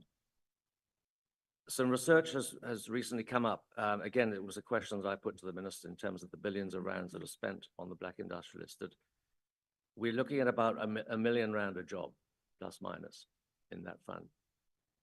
And some research has shown that similar funds in India create jobs at roughly 110 to 150,000 rand a job. And in Vietnam, 95,000 to 285,000 rand a job. So the question I'm asking is, what is the return on that investment? Not just in terms of job creation and the cost per job, but the long-term growth prospects of these businesses, and the competitiveness of these businesses in comparison with other businesses that are not funded in the Black Industrialist Program. Finally, again, it comes back to my question. There was very little discussion this morning about the technical institutions, which play a very important part in regulating the economy. And I'd like to know what is being done to fill all the vacancies that are currently open. For example, the National Metrology Institute has got about a 30% vacancy rate. The National Regulator of Compulsory Specifications, serious problems in terms of filling vacancies. The SABS has problems filling its vacancies, particularly in the IT department. So what is being done? I know it's not necessarily related to the strategy, but without those things being fixed, you can't implement a strategy. That's all for now. Thank you, Chair. Thank you very much. I have Member Mkutu on the line. Thank you very much, Chair, and greetings to the colleagues, the Minister and the DM, and the rest of the DTIC leadership. Chair, maybe let me start by saying I'm a bit disempowered because we have not seen the industrial policy. And my assumption is that the APP is drafted at the back of that industrial policy. And so one would want to be excused if we ask questions that are otherwise captured in the industrial policy of the department. I think let me join my colleagues in appreciating some of the interventions in the revised APP, which coincide with some of the discussions that would have lifted in the committee. The first point, Chair, I want to probably make is around horizontal and vertical coordination in relation to the interaction between the department and other departments at national government. For instance, Chair, the issue of investing in small businesses, we share that responsibility with the Department of Small Business. And my interest, therefore, Chair, would be what is that coordination in relation to the department in working with small businesses to ensure that there is greater impact, of course, in the identified industries according to the APP. And again, Chair, the same question would arise in relation to the extent to which we have interacted with our SOEs and what is the coordination between our SOEs in ensuring that our SOEs begin to play a developmental role aligned with the APP of the department in relation to achieving the planned impact by DTIC in the chosen sectors, for instance, mining. What is the coordination between the department and SOEs to ensure that we achieve some of our plans? And then how do we leverage, Chair, the capital residing in SOEs in relation to achieving some of the plans that are in the APP? And again, Chair, the issue of research and development, I think it can't be stressed enough, Chair, that there is a greater need to ensure that we increase our capability in terms of research and development. And my question, therefore, again, would be, what is the interaction between the department and the Department of Science and Technology in relation to the work of R&D to ensure that we enhance our capability, for instance, in manufacturing, in mining, and what is the work that is being done in those different technological stations that reside in the Department of Technology and Science. The presentation, Chair, again spoke about identified industrial parks. And during our oversight, we saw the sad state of industrial parks.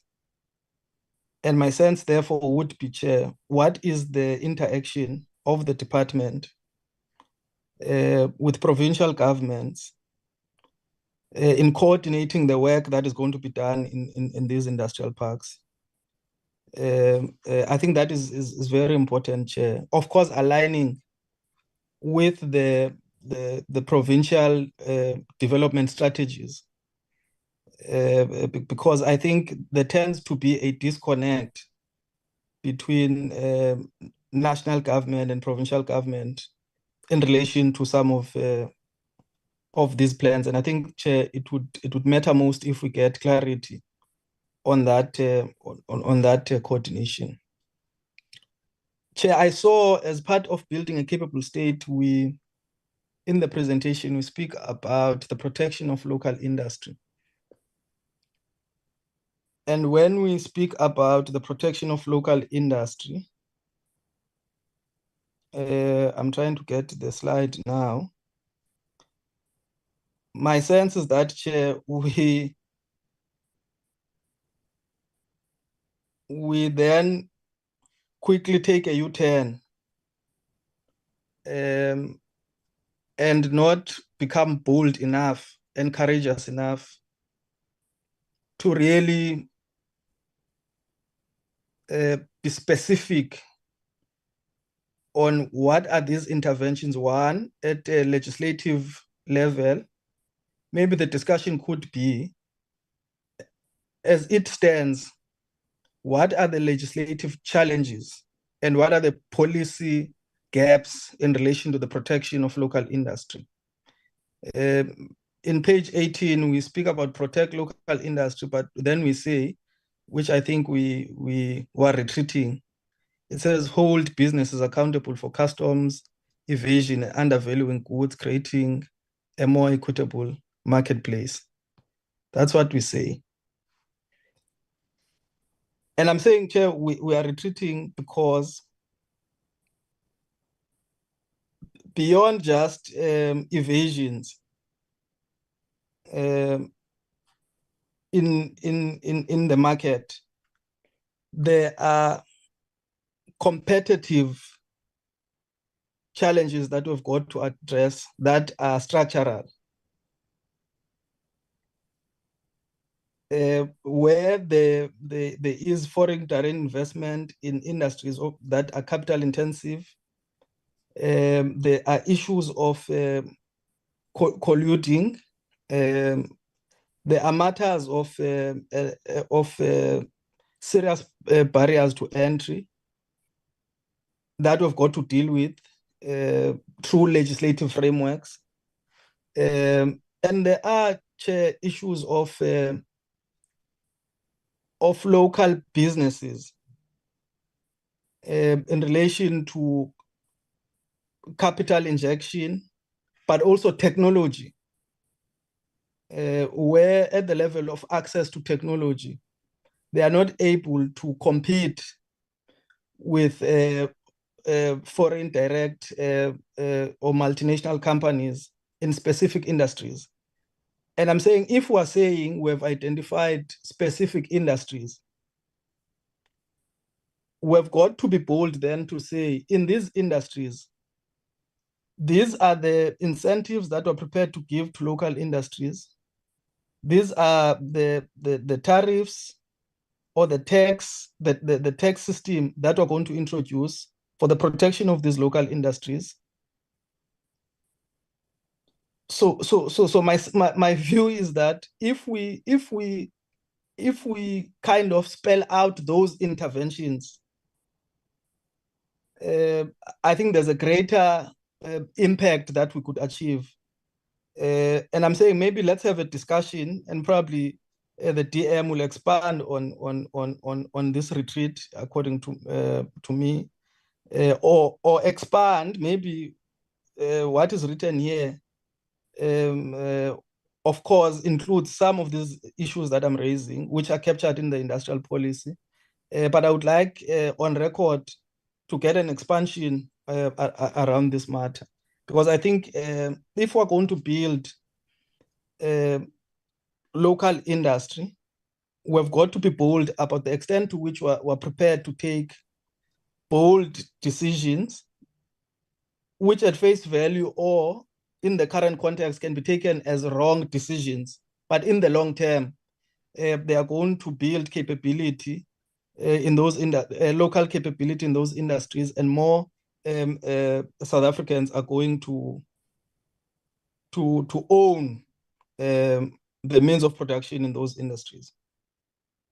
And I guess then the last question becomes important for me, is that in the context of where we are now in South Africa,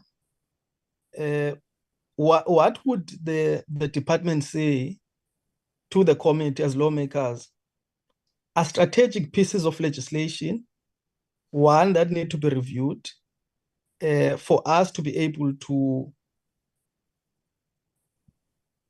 implement this APP, repealed for us to be able to implement this APP or the industrial policy that is coming, or lastly, introduced new pieces of legislation that need to be introduced, so that it creates a conducive environment for the industrial policy to be effectively implemented. Because, and I'm saying again, we speak under the point of not having preview to the industrial policy. Linde ukuza kukaYesu, umgwebi wethu. So I would want probably DM for you to really and the department to lead us in that regard, so that as lawmakers we begin then to interact with those pieces of legislation that we think would have been a proposal from yourselves to create an infrastructure for the industrial policy to be effectively implemented. Thank you very much. Thank you very much, Member. Go to the Member Kickup. Thank you, Chair. It's quite clear that Honorable Mkutu was attending church this past weekend. We commend him and hope he goes again soon. Chair, the budget 2025-26 was predicated on job creation and economic growth.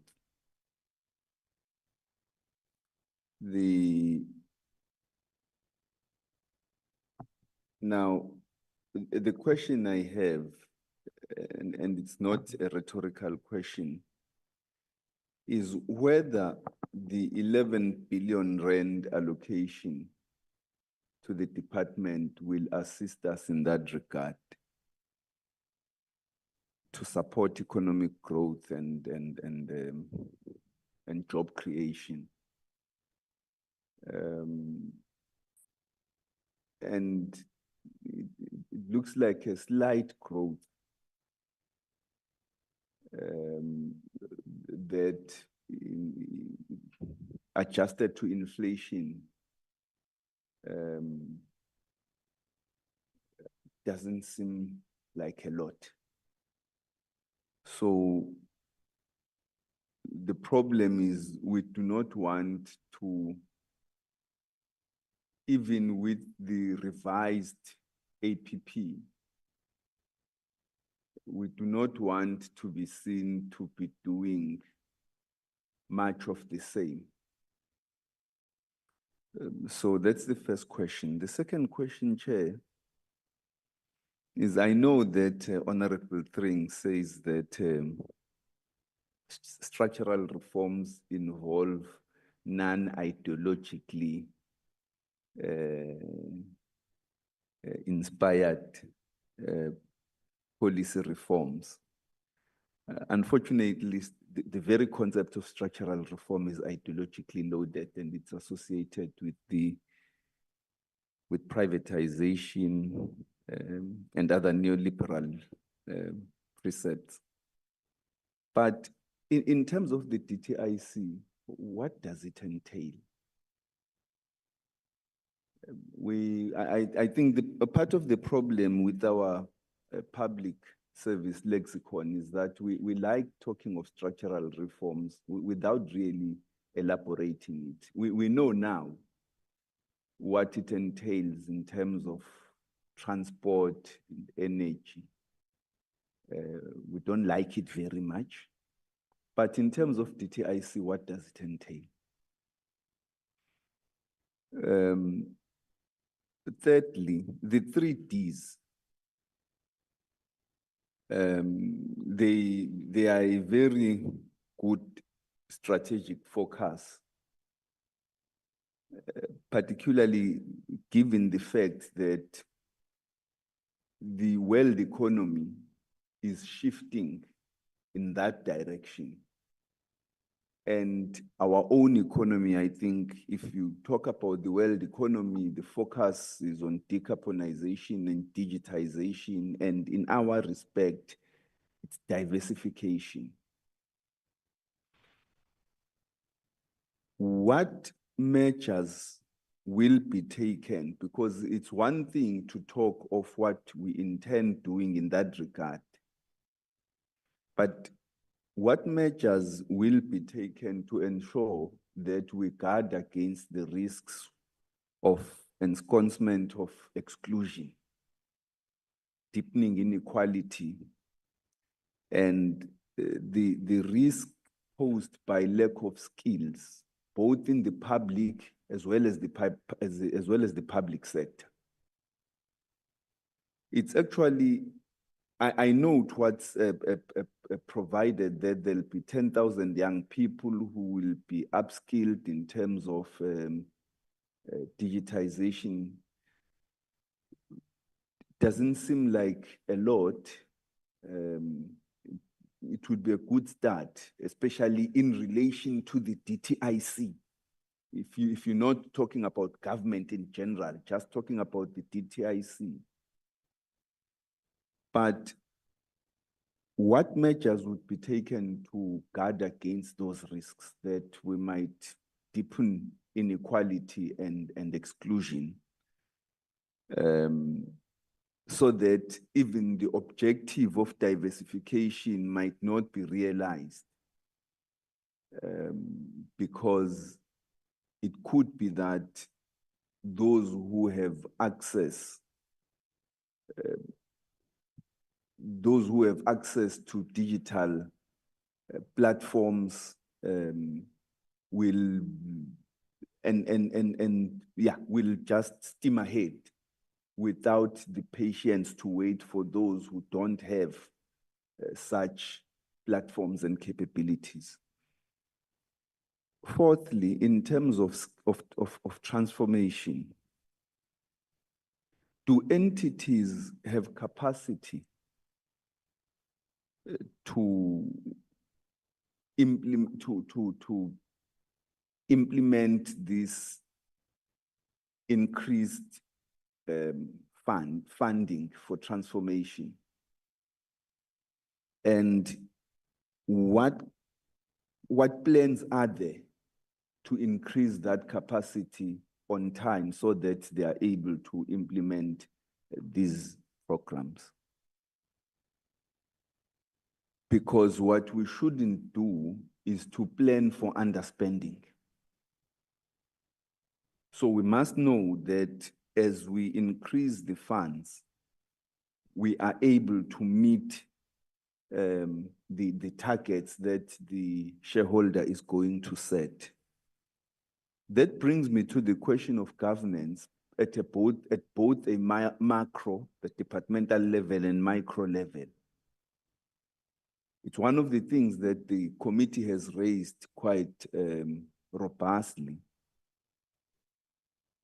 And we were assured earlier that the department was looking at appointing a COO who was going to focus, among others, on the macro level governance of the entities within the DTIC. Now we know that that COO isn't there, and that there's no funding for it. At least you haven't told us that Treasury has agreed to that position. So how are we going to manage? Because from what we were raising, the problems we were raising will continue to dodge us of lack of a governance framework, of vacancies at boards and executive director levels that are not guided by a robust shareholder, of financial accountability that is not guided by a robust shareholder. And at a micro level, we do not want to continue to sit, because you set a target of 80% compliance with fulfillment of targets. But what happens when that doesn't happen, when there's no change, and the problems that have persisted remain because nothing has been presented to us that says that's going to change and in this way. And it could be that those plans are there, but could you take us along with you in explaining how we're going to deal with that? Moving close to ending, Chair, moving to slide 49, in terms of exploring diverse and innovative sources of funding. I just want to ask two questions there. One is in relation to what programs? In relation to which programs? And related to that, how will we overcome rigidity at National Treasury with regard to this exploration of innovative and diverse funding funding sources, so that you are not told that, oh no, the other sources that you have found must go into the National Revenue Fund, and then you can't access them. The problems remain. So in relation to which programs and how will we overcome, are we engaging with the National Treasury? Let me rephrase the question so that I don't sound to be casting judgment on the National Treasury. Are we engaging them on ensuring that we agree on how we are going to make those alternative sources of funding available to fund the programs, because what I think they would say is be specific about what sources are you referring to, how much are you talking about, what programs will they go to? Are we engaging with them? And the last three questions, Chair, the first one is, when will we get the electric vehicle out of Nelson Mandela University and into the streets? Second, the next question is, what relations do we have with the military industrial complex? There's a lot of work going on there, a lot of exports, a lot of manufacturing, a lot of research and innovation that's taking place there. What relationship are we having? A lot of manufacturing, in actual fact. And the final question, Chair, is in relation to the industrial parks, areas such as Mandeni, where I come from, have relied on these industrial parks for employment. So what plans are there to ramp investment up in such areas and employment, including through diversification of activities? Because it could very well be that the types of industrial activity that took place in the 80s and the 90s is no longer suitable, but there are opportunities to diversify towards agro-processing, because you already have a white elephant sitting there. It's close to the road infrastructure, a very good road network, by the way. It's close to ports. It's close to an international airport. It's close to the Dubai trade port. So what plans are there for places such as those? And perhaps we don't need to provide detail. I think the issue I'm trying to raise is the importance of ensuring that even if we had no plans, but we begin to think that some of these industrial parks could be diversified in terms of their product offering. Thank you, Chair, and thank you for your indulgence.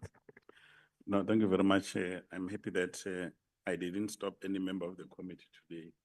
They indulge as much as they can. Now, I'm also talking to the top table here because, we do a lot of work. When you submit, we do research. So we've got a number of scripted questions, and I'm sure you see from members, we all have something so that we are ready, so we engage. Now, we have about 13 questions, and then I've asked the team that rather let's send the questions to the DG. Because they talk to each and every item that we've looked at. But because we have been having a conversation, there's also a number of other questions that comes up. So we prefer that we'll do that because they're systematic, they talk to the submission as well. But these other questions that come as members are addressing, they're also helpful to try and shape how we're thinking. So on my side, so when the DG was quoting the legislation, there is two important pieces of legislation that he quoted: the Industrial Development Act of 1940, as well as the Manufacturing Development Act of 1983. So these are old legislation. And I guess that the introduction of industrial policy will immediately then help us adjust these two sets of legislation. And I note that the Industrial Development Act was amended 7 times between 1940 and 1994. And it's been touched twice by a democratic government in 95 and in 2001. And maybe it might be interesting to see what were the significant issues that were being raised when we were amending, even before we can conclude an industrial policy and subsequently amend these pieces of legislation. so that we then are able to say probably these two pieces of legislation would be combined to one, and we can be guided by the legal team in terms of that. So I think that will be the first important thing. The second thing, when the DG was presenting on the SWOT analysis, which was very helpful, but also very revealing that, so he speaks about resilient manufacturing, he speaks about the mining and agriculture, amongst many other things. Now, the fact is, this can't be our strength at the current moment, because if in 1994, our manufacturing contribution to GDP was 21%, now it's sitting at 12%, that can't be the strength. Something has got to give. And I think, Honorable Deputy Minister, we've been arguing and in agreement with you about the mining, that the pit to port has not been sustainable. So that's why there's a push for beneficiation, localization, and all those things. So this can be the advantage, because people have been mining. This thing has been going on. It's been an anchor for our economy, but our economy has not been growing. So as agriculture, you know, if you do some studies around agriculture, you'll see that there isn't much on the precision technology, as we can see in other industrialized countries, where they're introducing, you know, the use of data, robotics, drones, and all those things to try and ascertain certain things, including, you know, technology they use for fertilizers and so on and so on. So basically, our agriculture is post-World War, even pre-World War II, if you like. We're still doing same thing in the same way, except that maybe in the machinery there has been some slight improvement there and there, but we've not taken agriculture to another level where we can say there's precision technology that is helping us to do this thing. So I'm raising this as a basis for the discussion, because if we are still in 1945 in our thinking, we will not be able to produce an industrial strategy, an industrial policy that is going to talk to current realities. And in our other life, at DM, we made this point that, you know, so when they talked about industrial development in 1945, it was heavy steel, metal, all these things that needed men who eat pap and porridge, if you know what that is, to carry. But today, industrial policy actually could be about the fourth industrial revolution, the Internet of Things. Something that are soft, that kids and coding, robotics, and all those things. It could be about that. So the issue here is that we need to be mindful of where the country is in relation to how the globe has developed in terms of industrial issues, so that we can catch up. And then issues or items that we call industrialization are real and are issues that are issues of the future. I think that's a point that I wanted to make here. Now, on slide 36 and 37 of the main presentation, so deliberately, there is nothing there on brakes.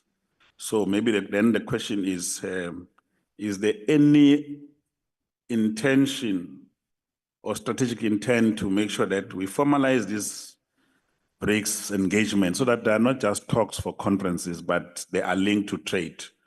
Because currently, one doesn't get a sense that here is a imaginary trading bloc, but there are no commitments that are there.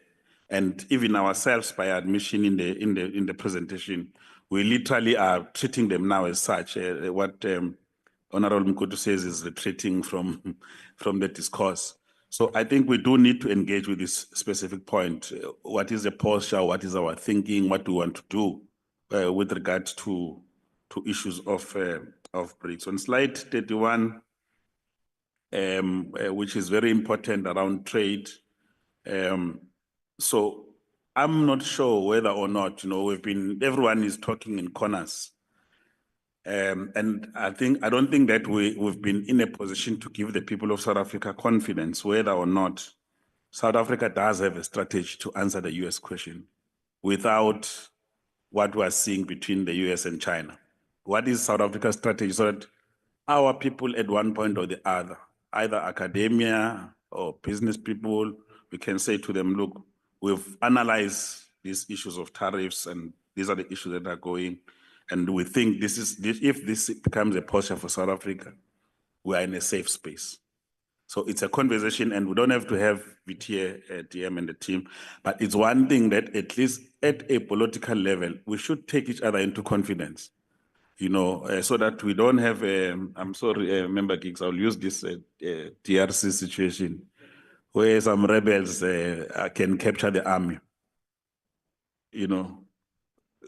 So I'm sure you get the sense, Honorable Giggs. M23, they captured our army from what was being reported. So we don't want to be a helpless country, Ayabong. We need to have our own plan to say, okay, if South Africa is here, we mustn't think, hey, what happened? We must not be found wanting.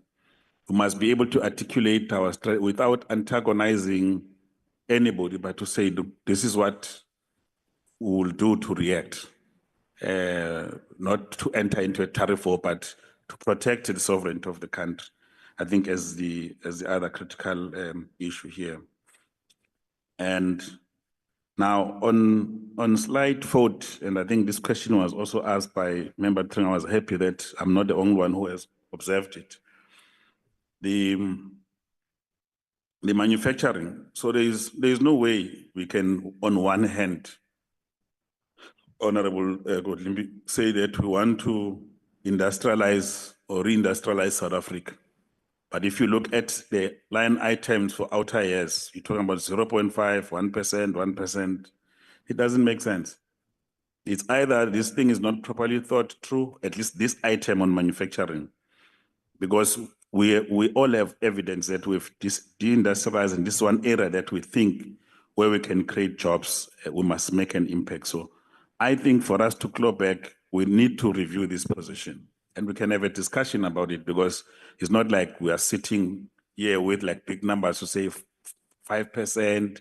There's logic and science and formulas that we've come to. So we are calling for us to debate with a view to review when we have found each other scientifically in terms of what becomes the issues here. And in the same slide also, issues of the renewable component, when we were in Gqeberha the past week, lots of revelation. When you go there, you see cranes from China with the whole assembly for renewable, taking it to the outskirt villages there. No component whatsoever from our end. So this is one area that is worrying, including the issue that is being raised with regard to the EVs, that if you look at the projection here, it doesn't inspire confidence that we really want to become the player. Actually, the auto sector is being dismantled by China. If you look at the trade figures now, we don't know how they've infiltrated the market, but it's huge.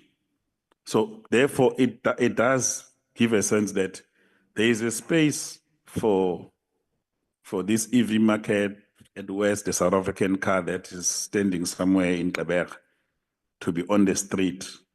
So it's a discussion that we are very much alive to, and we want to engage in this particular discussion.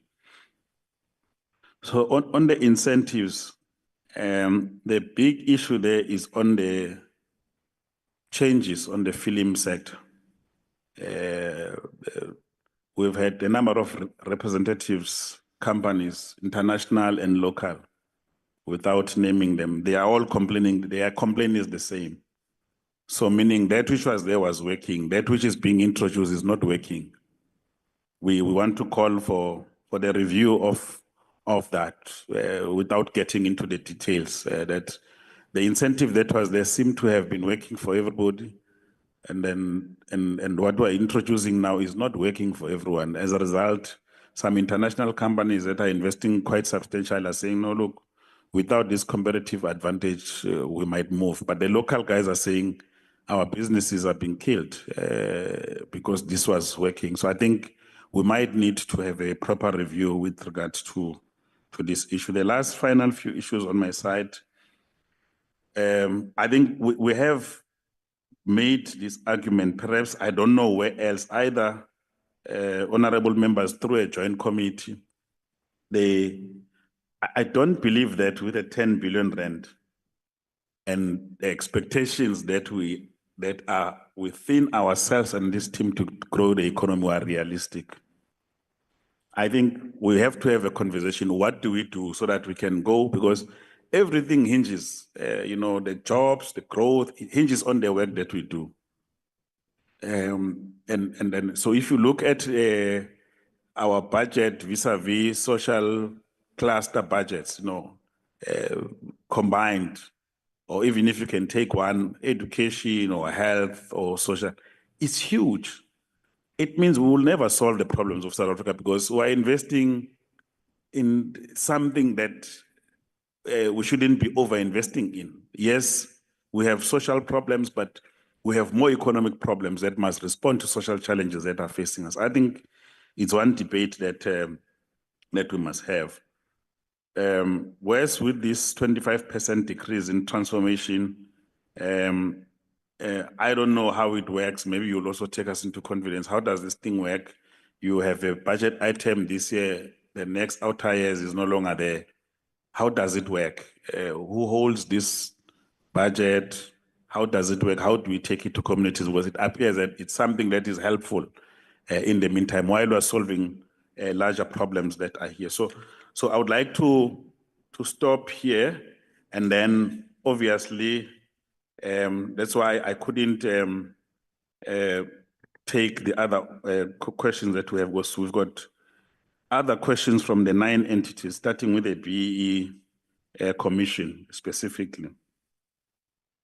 Now, in our engagement with the banks as well as airline, one of the things that have come through is that everybody is BEE level 1, but there is no natural person.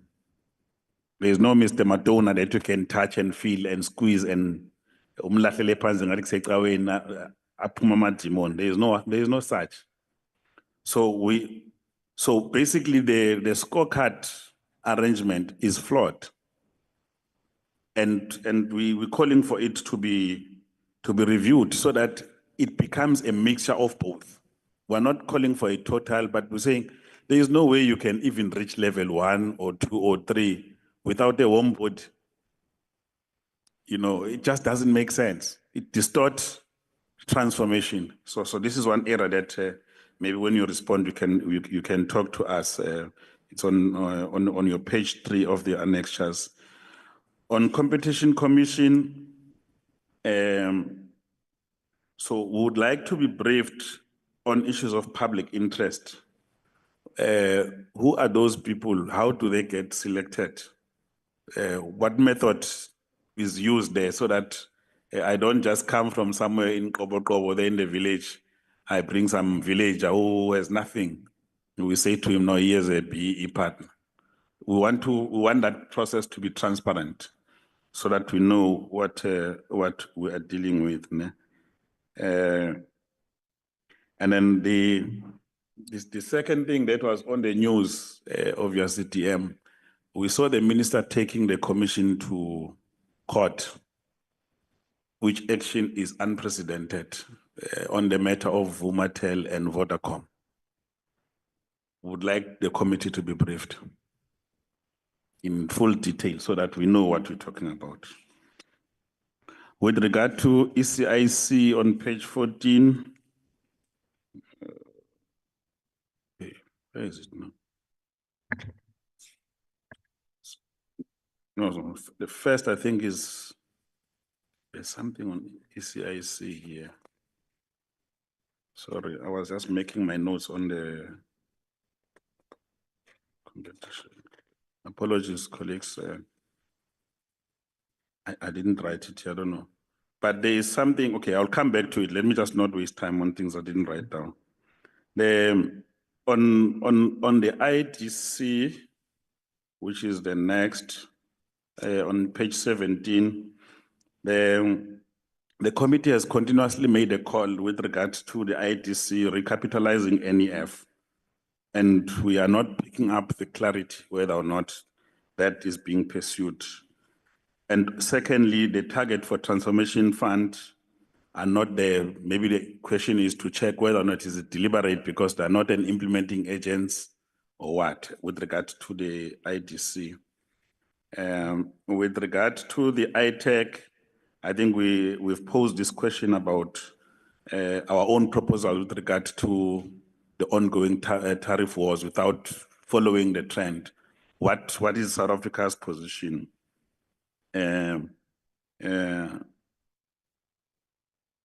So whether or not also, for instance, because there's been a lot of discussion around the strength on our minerals, whether or not we are considering on how those will be utilized to ensure that we can protect the country.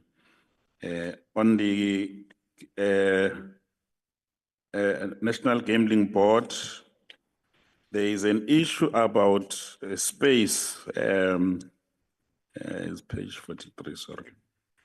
There is an issue about a space for taxation, whether or not, for instance, we've looked into the formula and what provinces are getting and how these things are being done, but there is no sense that national as a central government has got an opportunity, and there have been questions that have been asked whether or not you can tax those who are earning X on being a figure that is being bandied around is about 25,000 of winnings by national. So if we can just have a response with regard to that. Secondly, issues of online gambling, whether or not are going to be centralized nationally, and are there formulas in place already to tax this particular area of the gambling? With regard to the NLC on page 46, the NLC issued in 24-25 a mini RF, what I will call a mini RFQ for 12 months. If they can explain which legislation they relied on to come to this decision, so that we know. And secondly, how many companies have applied or responded to this mini RFQ? And what was the basis to only send out to those that had applied? Because that is no longer in line with section 217 of the Constitution. What did they rely on to do that? And now, it has also come to the attention of the committee that the minister has, in the same vein, even before concluding the mini RFQ situation, issued a letter committing that by the 28th of May, he will finally announce the license on the basis of the old tender that issues were raised about. If the committee can then be taken into confidence on the process that were followed, not actually the details, just the process that were followed to ensure that things that were found to have been issues are dealt with, and that to a point that we are ready to announce. On the last two, SABS and SANAS, I think is on the investigation. When should we expect the report? And also the second issue was around institutional stability. We've been raising lots of issues around institutional stability with SABS. If we can just get an update in terms of how far we are. The last is on SANAS, the confirmation with regard to the SABS cement certification process, because these are the issues that we have been seized with. So that's why I couldn't take so many of those questions. I had quite a number of other questions that I needed to make sure that we can bring up. So, Minister, you have an hour to yourself and the team to respond. And then if we don't get other responses, we'll do as we do the right back in 5 days, but we've got enough time to respond. Thank you. Okay, thank you very much, Honorable Chairperson. The Minister and DG have disconnected. I'm going to ask that the department, the different branches and the entities answer as much as they can on the areas that fall under their purview. I will try to round up where there's still stuff but to also make the point that some of these questions would require that we give you written submissions. You know, some of them are asking about monitoring and evaluation measures, and then so we need to write those down. Some of them are asking formulae, ROI per job, and so on. So we need to get into calibrating that so that we give you a workable thing. If we must do comparative statistics between Vietnam and South Africa and we need to get into that and actually compute those numbers. And just the other, I think there are textual issues, Chair. On page 14 of the main presentation under decarbonization, on international economic leadership, G20 and BRICS, number 2 is on BRICS cooperation and market access. So we kind of get into that about BRICS. And then if you go to that map, I just forgot the page where we were talking about the butterfly strategy. If you read through the table, all the BRICS countries are there. What we can't do is to put in an APP, for instance, something that says, finalize a BRICS trade agreement. Because it's not a South Africa only thing. It would have to be first politically canvassed with other BRICS countries that we need such a thing. So we avoid putting it in the APP when it's not dependent on just us getting it done. But substantively, exploring those markets is very central to what we are doing. So I thought, let me just start off with those ones and then we proceed. But perhaps I must also deal with this thing of the industrial strategy that Honorable Mkutu was raising. I almost said, but the chairperson of the portfolio committee knows where this thing is because I did have a discussion with him on it. It's going to be serving before cabinet soon, and then it will come this side. So that work has been finalized on our industrial strategy, and it complements exactly what is here. Some of the issues about sequencing that have been asked will be reflected in there. Just a simple thing. The discussion about whether we're in conversation with the National Treasury is partially reflected there. What is the substance of that discussion? Are we in conversation with the Department of Science and Innovation? It's partially reflected there. What is our relationship with the Department of Minerals and Petroleum with respect to beneficiation? And it's reflected on that text. So we will come with that and probably have a special session just on that and to see how far it goes. I thought, let me start off with those macro issues, Chair, and then allow the department to kick in. I can start with you, Pratebza, if you so wish, and then, yeah, thank you. Thanks, Jim. Yeah, there have been quite a number of questions raised, and without necessarily answering them as they were raised, I will go straight into some of the economic challenges which we are trying to resolve. So we all agree that manufacturing has a huge potential in South Africa to resolve some of the economic challenges we have, and that's why we have targets on manufacturing as a sector of the economy, including different subsectors. So we are of the view that if we can increase manufacturing value addition by 1% over the term, and we are being conservative, I must agree, Chair, that that is based on the realistic growth over the years. And when we analyzed, we found that over the past decade, we have been growing at 0.5%. And our ambition then is to double that growth. And that is why you see it at 5%. And we do have sectors which we are targeting.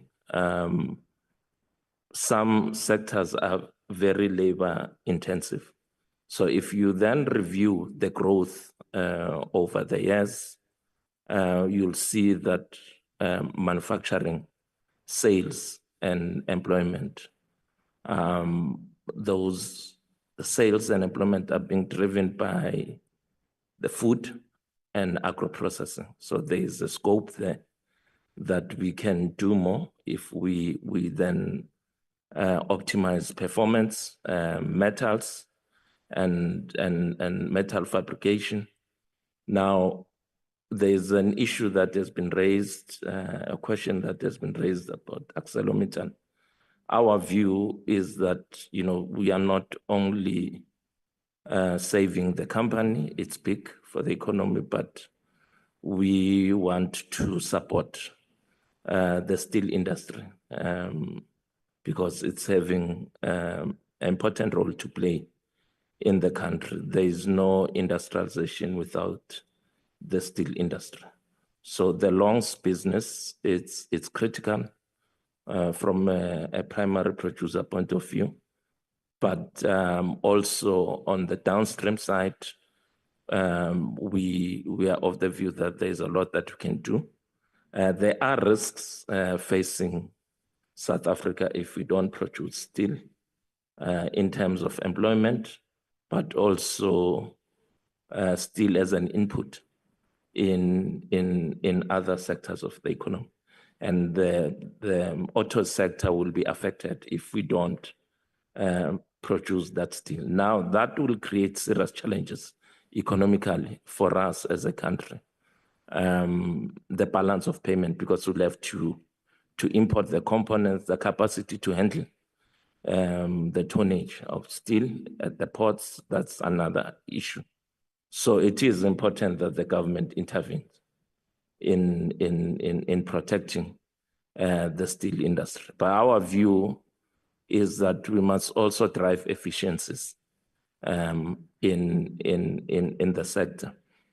So again, if you look at other sectors like the wood sector, furniture, there we have to work with other agencies of government because we are seeing that there's under-invoicing because furniture is not imported as a fully functional product. It's imported as components and there's under-invoicing. We are engaging with SARS on that to make sure that we limit that accident. The issue of autos as well, it's a changing sector, rapidly changing sector. The fact of the matter is that 64% of the vehicles which are manufactured and assembled in the country are being exported. So we are running a global program in there. So we have to then reform the sector to make sure that we don't lose that market share. We want to drive transformation in the sector, increase local content, but also export more, including the African market. So, you know, the EVs, whether we like it or not, we'll have to anchor our program to respond to the changes.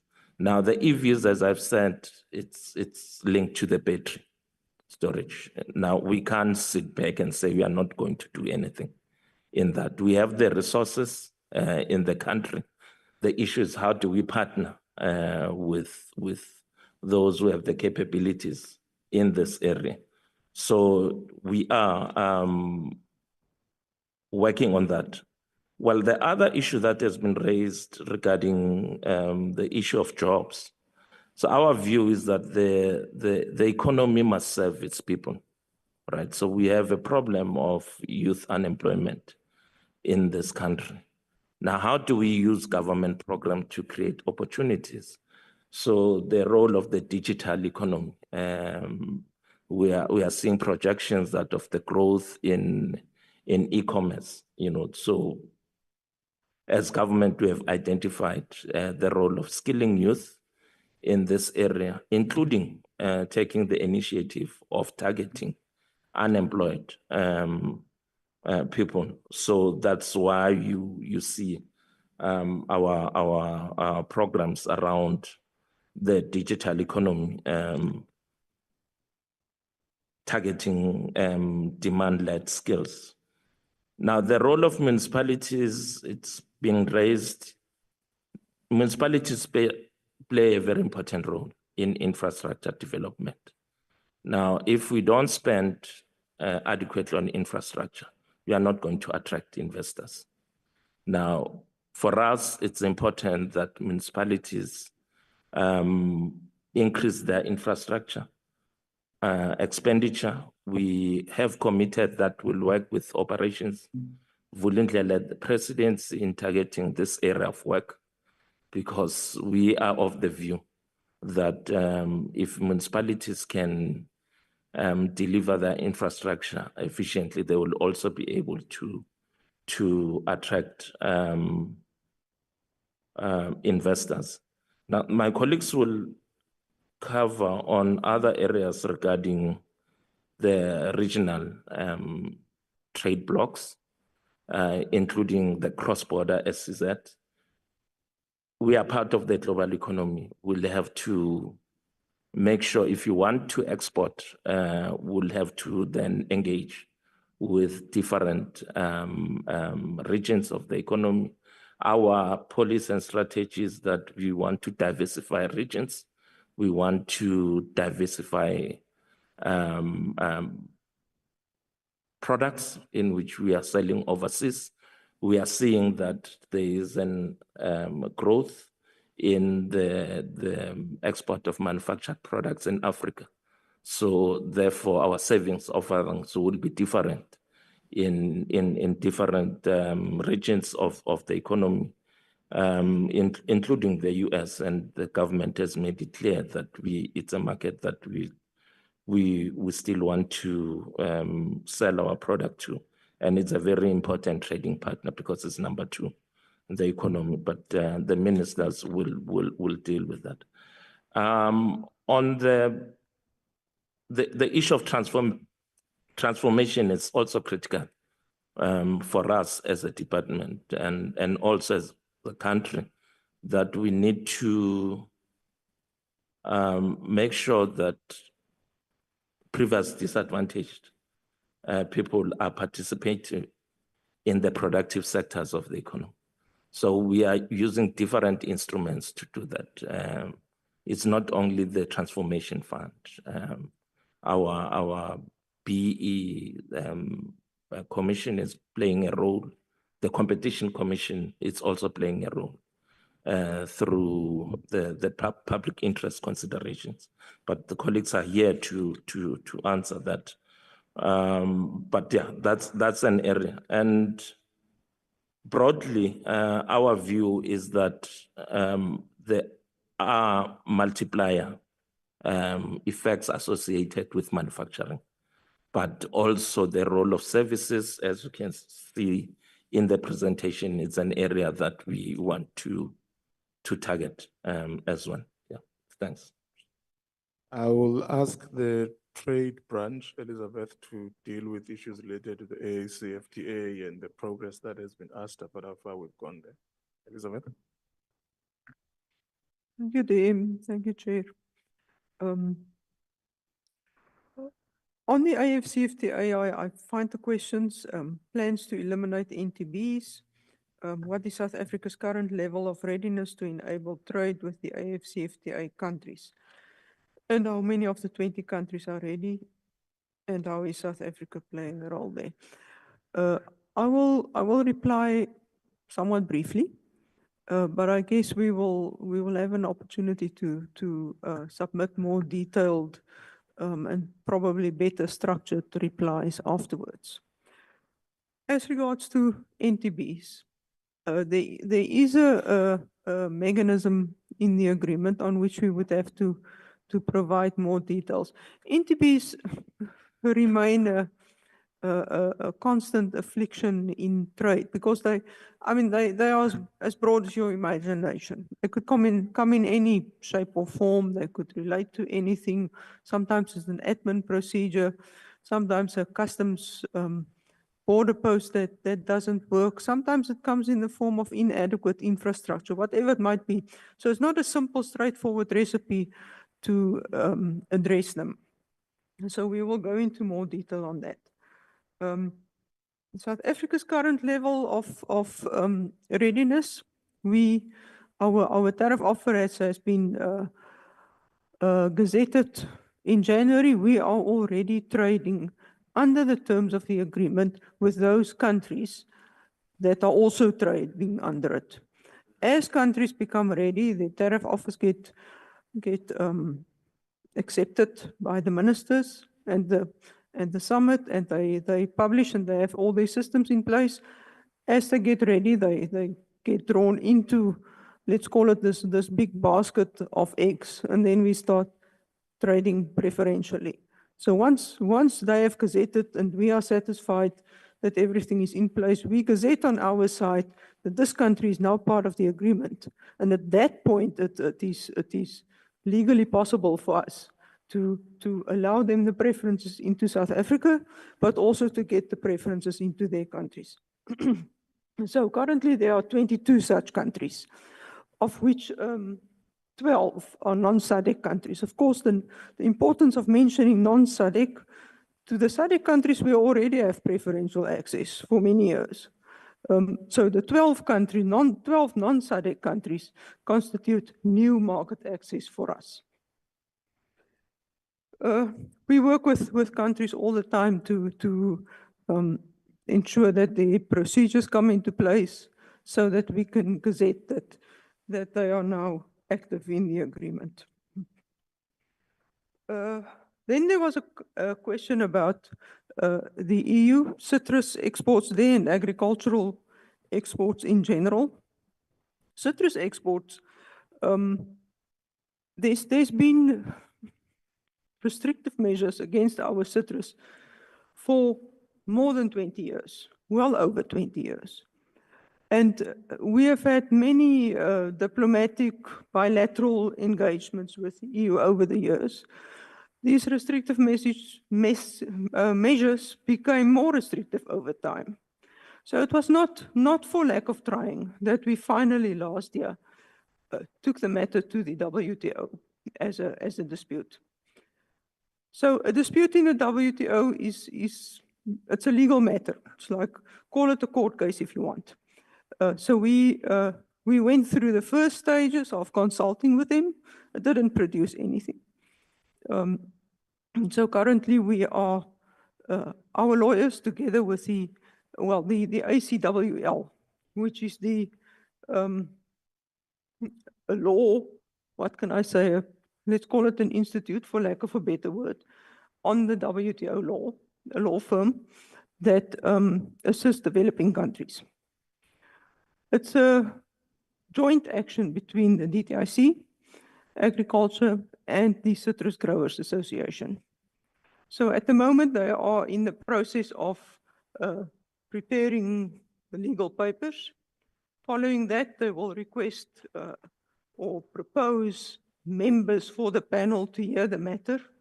And then let's call it a court case, will go further. We are confident, we have been all along, that our case is strong. And as the matter is basically in court, we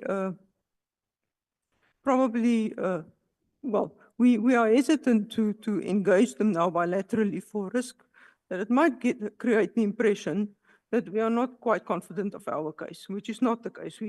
We are confident. And so with many other agricultural measures, and not only from the EU, also from many other countries, there's constant engagements between the relevant authorities of countries.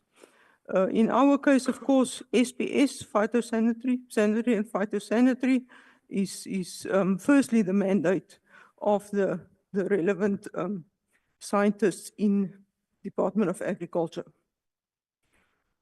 Chair DM, I think those were the questions for me. Thank you. I'm going to ask the export branch to also deal with the FERs as well when you are answering for them. But just the last point on the trade issue.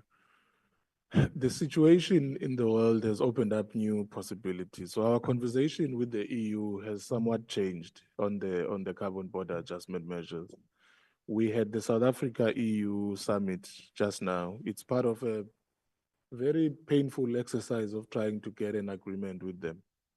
Suffice to say, on January 2026, the exclusions that will apply are not across the board.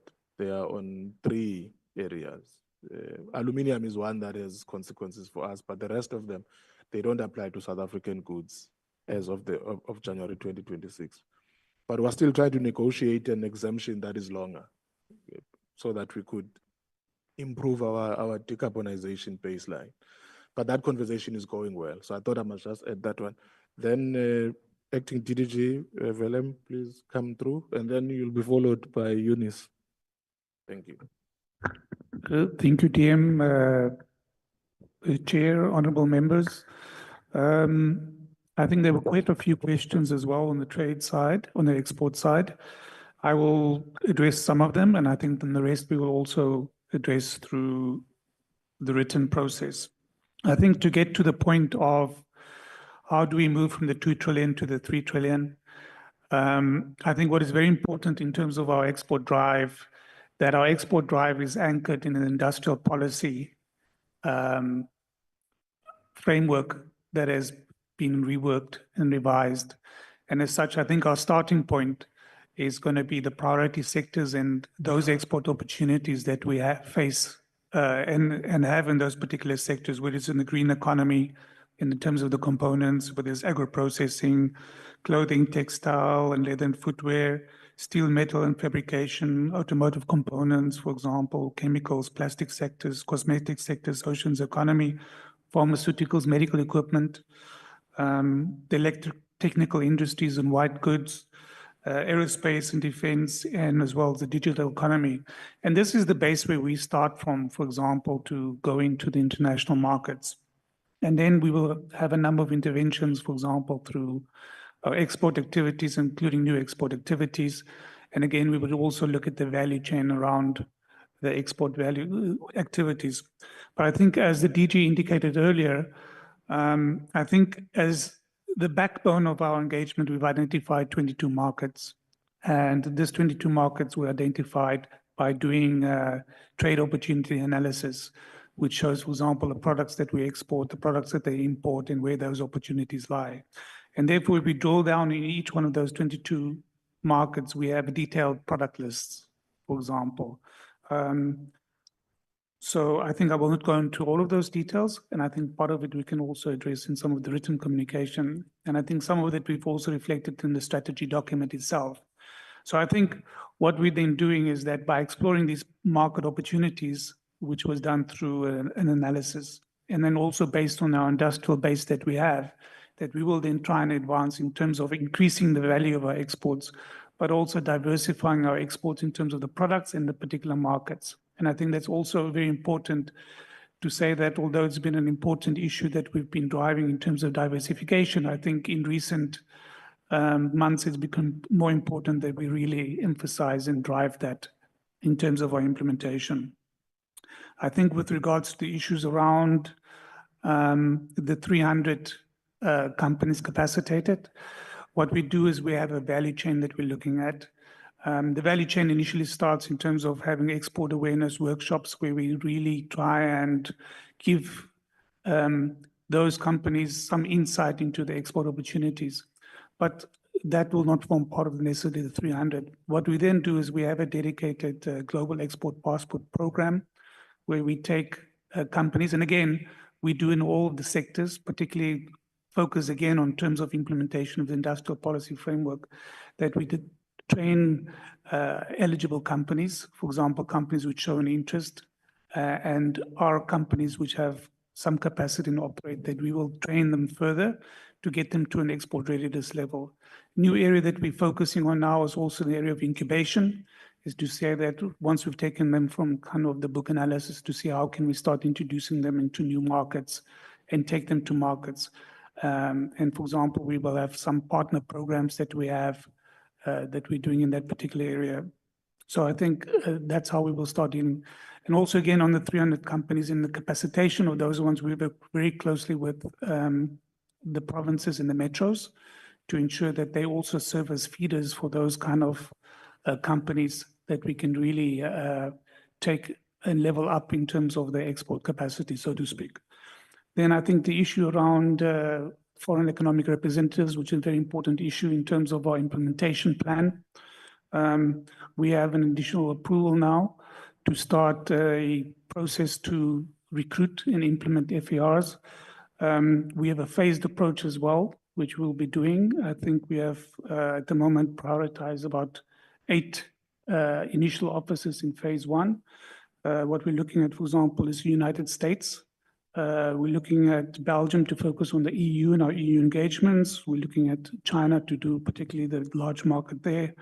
We're also looking at Ethiopia to be kind of our base in terms of the region, but also in terms of the African Union engagements. We're looking at based as well in Ghana and to cover that particular area of the continent, but also to focus in terms of our engagement within the AFCFTA to anchor that. Again, very critical office for us was the office in Geneva, which is the WTO office there. Then we have another office that we're focusing on in terms of capacitating is in terms of the UAE, that will have a Gulf focus in terms of that market. And then we're also lastly looking at, for example, Egypt to serve in North Africa. So this will be phase 1. We have additional offices that we've also identified that we will also with time fill, but I think these are some of the first initial ones that we want to expedite from our side. I think that should cover some of the key issues, but I think again, we will engage in terms of the written responses as required to provide a lot more detail that we can go into. Thank you. Thank you very much. So we will go to investment. Is there anything you want to raise? I'm trying to first deal with the industrial policy branches. So after Mr. Yunis, I'm bringing in ITEC to answer for their crimes as well. Then after ITEC, I'll bring in the acting DDG for transformation and competition to also cover the transformation fund and the other related issues. Thank you. Thank you, DM, Honorable Chair and members. I think there are quite a few questions that I think we can put them together on both investment, SEZ and industrial parks. Firstly, I think there were some questions on investment, on the figure, how do we do that? We look at both foreign and domestic investment. We look at greenfield investment as well as expansions or reinvestment. Reinvestments in terms of companies updating their productive capacity, getting for exports, or in terms of the sustainability for climate change, in terms of companies that are exporting, in terms of the CBAM legislation. So companies that are reinvesting in that regard. And then I think there were quite a few questions, DM and Honorable Chair, on SEZs and industrial parks.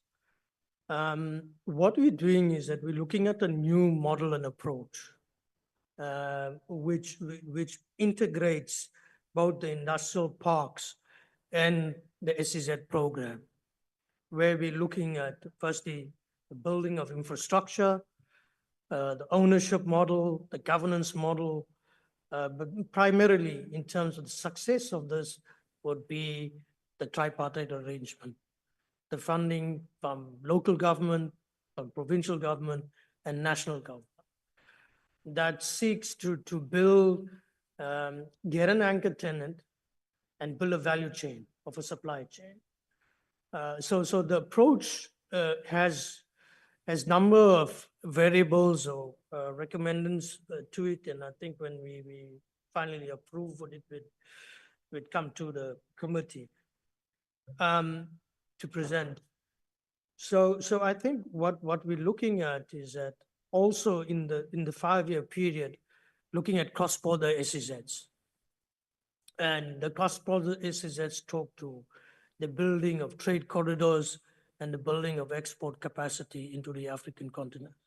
And that is in terms of our ops plan and APP, there's a target for, I think it's 75 billion for exports over the next 5 years. So that component comes in what we talk about the cross-border SEZs, and I think within 5 years, we should have at least 2 of cross-border SEZs. The minister is right now in the BNC in Lesotho, and we're having those discussions as how we can start the feasibility to do the cross-border SEZs. Honorable members, I think the new model also talks to explicitly how we would support the rural and township economies in industrial parks and how we build it and how we partner private sector, for example, like take a lot in the rural and township economies. I can report that within the 45 industrial parks, by and large, I think more than 90% of them are in rural areas. And Honorable Member Gibgaba, I'm happy to tell you that Mdeni is there, of the 45.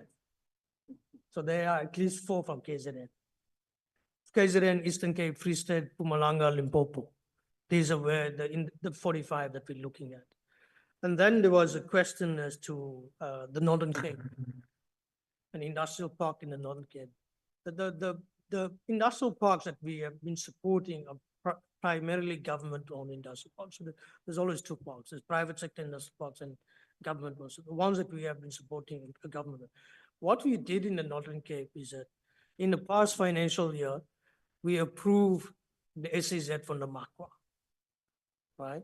So that enables us then to build, let's just say, the critical minerals program or support in terms of the industrial strategy. And you can see how if we fill that SEZ, how it's changed the landscape and the township of Akanes and Pofadel by building schools, by building housing and so forth. For me, the second part of this would be in the 5 years, would be to see how we integrate that with the Bukuba hydrogen SEZ for the Northern Cape. And that will then change the landscape of the Northern Cape. If we're able to do that, bring that critical minerals program of the first part of the SEZ in the phase 2 in the Bukuba SEZ. But that doesn't stop us. If there's something in an industrial park in Uppington, for example, we'll look at it. But for me, I think we've put a lot of money and effort to change the landscape by putting the Namakwa SEZ in place. And we would need to work with the province to get that kicked up in gear and get the companies that committed to invest it in the Namakwa SEZ. The same goes like that for Bajanela and the one in Limpopo for Fatukomo Tubatsi. So I think from us, we're looking at a very different approach and looking at the fiscus itself. How do we maximize by having ownership and participation by the 3 spheres of government to get a much more competitive investment case or competitive case for companies to invest in both SEZs and industrial parks. And bearing in mind that one leg of the industrial parks is quite explicit in the support that we would provide for the township and rural economies. Thank you. Very much. And this that is explaining, we're trying to do it with all industrial parks across the country. We're trying to link them as much as possible to SEZs. But it's work that is underway. The SEZ crew and I are still going to come here to explain what that looks like. Member Chance, I'm still going to deal with the issue about whether are they optimally located and structured for exports? I will deal with that at the end. Thank you. But I did say, ITEC, you are one of the, with your Trumpian arrangement, you need to answer for what you want to do. Thank you very much, TM. I hear we have to answer for our sins. And thank you very much, Chair. Just maybe briefly on a few of the questions that have come up. Honorable Chance asks what we want to do in the battery space when a Swedish player like Northvolt has packed up operations. What do we think we can do there? And I think, Honorable Chance, we can have a discussion outside about what we think might have led to the closure of Northvolt. But suffice to say that many of the tools we're discussing here, while important, are not sufficient to ensure exploration of the battery opportunity.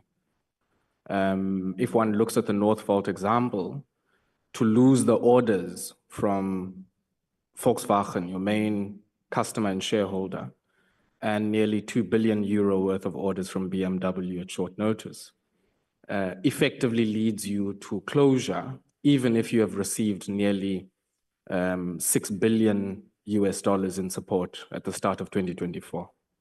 And I think it raises this question for us and how we are thinking about entry into that market. I think the one piece, yes, is around the raw materials.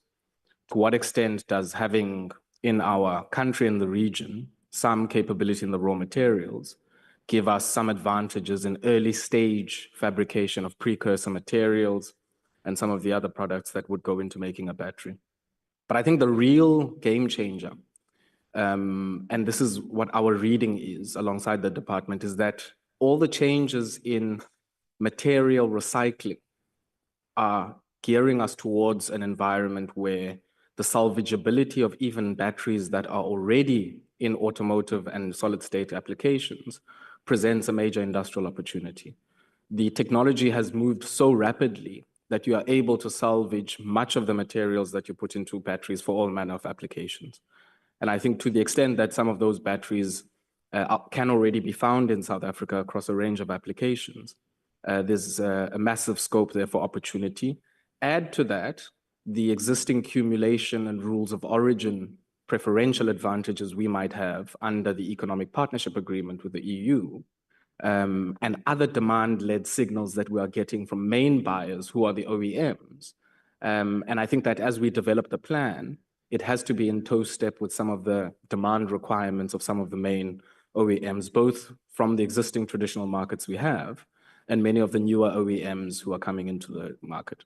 Maybe one last point on this one. I do want to say that the world market for batteries and other applications is characterized by massive overcapacity.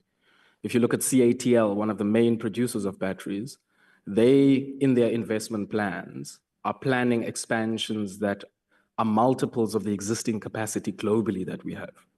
And so for us, it's not an entire vertical play, but it's saying there are certain kind of crevices of opportunity across that supply chain where potentially we could play.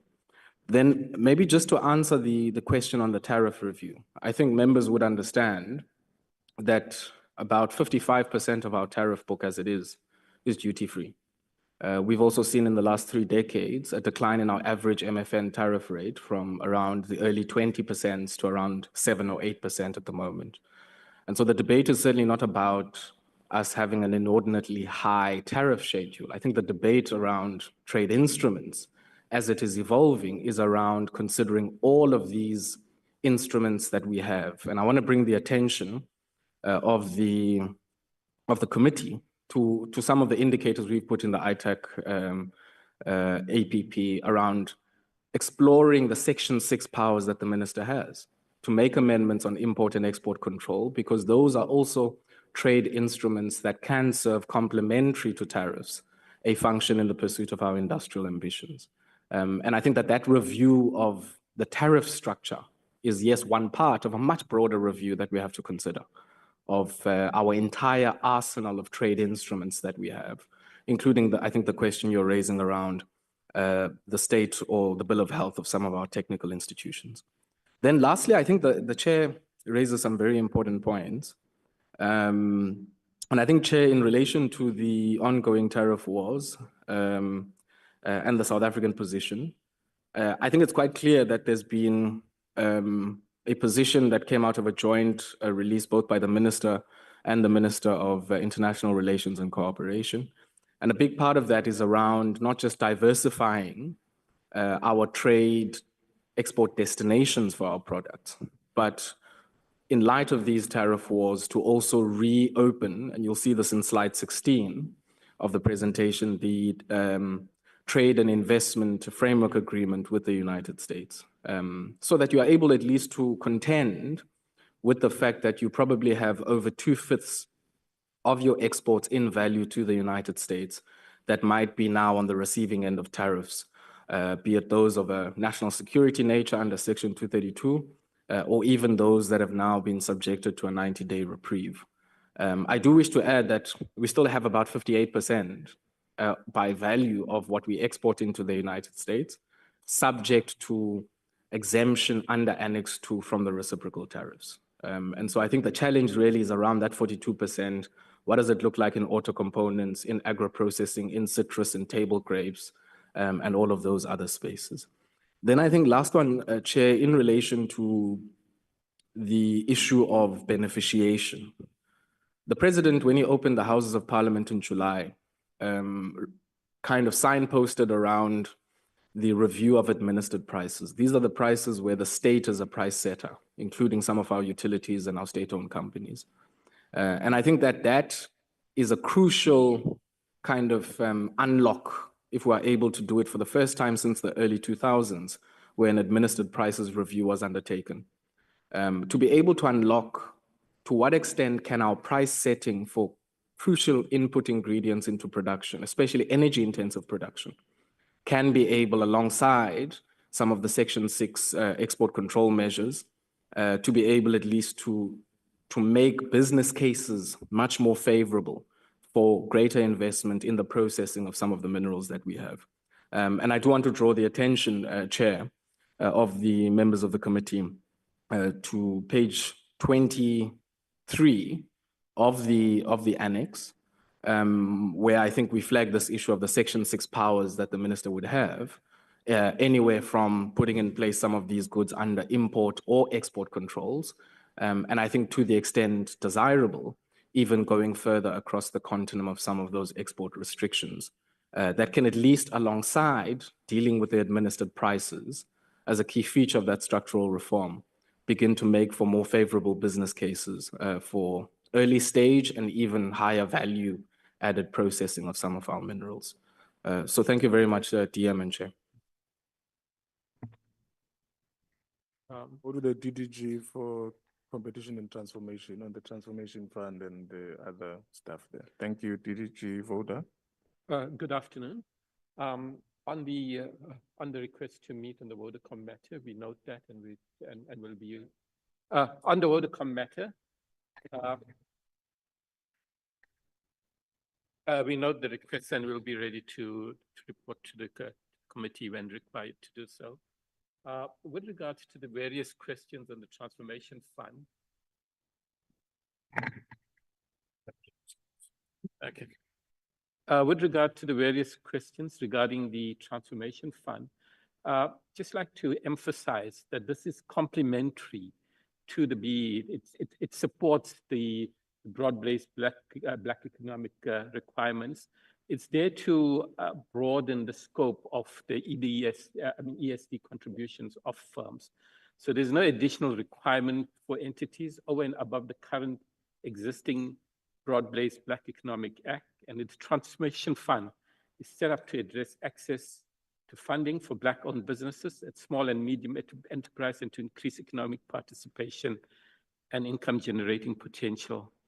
The key pillars of the fund is to, firstly, to promote economic inclusiveness, that is to provide financial and non-financial support to Black-owned enterprises, meaning participation for like meaningful participation in the economy, address fragmentation, and then to foster sectorial growth, enhance market access, and to support industrialization. To the question on how the the funds would be monitored. The SPU would, through sector boards committee, provide update reports on a quarterly basis and gather information on the impact per province, demographic and jobs, and whatever key indicators that we need to get information on. Thank you. On the regulatory stuff, Sis Evelyn, may I ask that you? Yeah, I see her then. Good afternoon, Chair. Good afternoon, honorable members. Thank you, DM. The questions that honorable members were asking or comments around the red tape reduction, the legislation that we will be prioritizing and that will be solving for reducing red tape and the ease of doing business. This work is groundbreaking for the department. It's a new area that we have undertaken to prioritize from an investment, red tape, and addressing the gaps in the economy. So most of the questions that one has picked up from the discussions from the honorable members have been noted from our side. For instance, the question about which other laws that will be repealed, developed. We will be undertaking some review on these issues, and we will be coming back with more concrete responses because we need more thought around this, given the newness of the area and also the impact that we would like to have. Chair raised a point about the old legislation on the Manufacturing Act and Industrial Development Act, and the fact that there has been changes to those laws. So part of the review will look into some of those to say what was the work that was done before, and the link with the industrial policy framework, and what are the areas that we now need to unlock to ensure that there is more progress in the economy. So it's not the questions that we can answer today, but and also on the red tape, there was a point about the systems that we'll be putting in place. And we will respond to that in writing because it requires a bit of thought around the processes and so on. The processes around the omnibus bill itself, the intention is to ensure that it's one of those laws that are fast-tracked. And we've noted the fact that there could be challenges and delays that could overlap to other terms. But the thinking is that we will try to ensure that the omnibus addresses as many areas as possible within this current term and as within the short term as possible. But more details will come to the honorable members around this. It's work that we are looking forward to developing to answer some of the core questions in the economy. Thank you. Just one additional point on the omnibus bill. I'd hope that the DG would be here. There's work that the DG is doing with the National Treasury and the Presidency in trying to find a way to fast track the omnibus bill. The National Treasury usually runs through a lot of bills and legislation in an annual cycle. So we are trying to build at the back of their capacity to get this through the door. So there's some mitigation measures that we are rolling out. Just to keep true to your time, Chair, I'll ask the CFO to now come in. The bulk of the questions towards entities, I would ask that they be written down. And to emphasize the point you were raising about our going to court on the, as the DG was explaining, we can write that and have a discussion with the committee about what the, but just to clarify that we didn't take the commission to court. We kind of did the, what is it called in Latin? Amicus curiae type of vibe of joining something that was already underway. But we'll explain that in detail. CFO, please run through the numbers. But I will ask that the CFO not answer the question about whether the 11 billion rands is going to get us across the line. She is the recipient of money. We do the political footwork. So I will answer that one about what that looks like. Thank you. Thank you, DM. I think on that particular one, obviously with more money, we could do more as a department. But But Chairperson, I think it's important to note that we're now functioning as a group. So there are other, I'll call it other funds or other instruments we tap into, for example, the IDC. So we've aligned our work so that they're able to also tap, assist in terms of funding the industrial policy. It's aligned to their work as well, but we're making sure that there's that alignment so that we leverage on the resources we have within the group. And then Chairperson, there was a question from Honorable Gigaba regarding the diversification of funding for entities or for the group. Yes, you are quite correct. We would definitely need to engage with National Treasury, which we have been doing. I think the first part, we've been looking at funding that we already have within the group, for example, your settlement funds, to see how do we bring those back and use the same funding to fund our instrument, to fund the industrial policy and some of our other programs. There are levies that come from some of our other entities. There are penalties as well, which all go to the revenue fund. Correctly so, we are a department that's not revenue generating. So anything that comes in directly goes to the revenue fund. So we need to have those negotiations to bring them back and say, this is what we want to fund, and it makes sense to use certain funding. Those discussions have started with National Treasury. They will be continuing, and we're hoping to see a positive response, as we have with some of the funding, for example, coming from the competition settlement funding. With regards to the SEF, Chairperson, this was a presidential stimulus fund where the DTIC was requested to be part of in terms of implementing the program. We currently don't have funding for this initiative. So we every year go to National Treasury and basically say, can we please get funding for this? Members would have noted in last year's budget, our incentives budget was cut to try and fund this particular program, which had a negative impact on the incentive side. So every year we'll have to be going back to National Treasury until we find and are able to secure a long-term aligned budget with National Treasury. I think I'll pause there. Thanks, dear. Thank you very much. Now I will try to do the rounding up as much as you may. In the industrial strategy that we will be presenting, Honorable Kikawa, there's something that we are trying to do with the National Treasury to bypass the 11 billion rands constraint. Some of it I can't say it here because it's a bit tricky, but there's work that we're trying to get done on that front. The other question that was raised by Honorable Langa, what informed the selection of the 3 metros for that targeted investment? It's a population density rationale that leads us on that.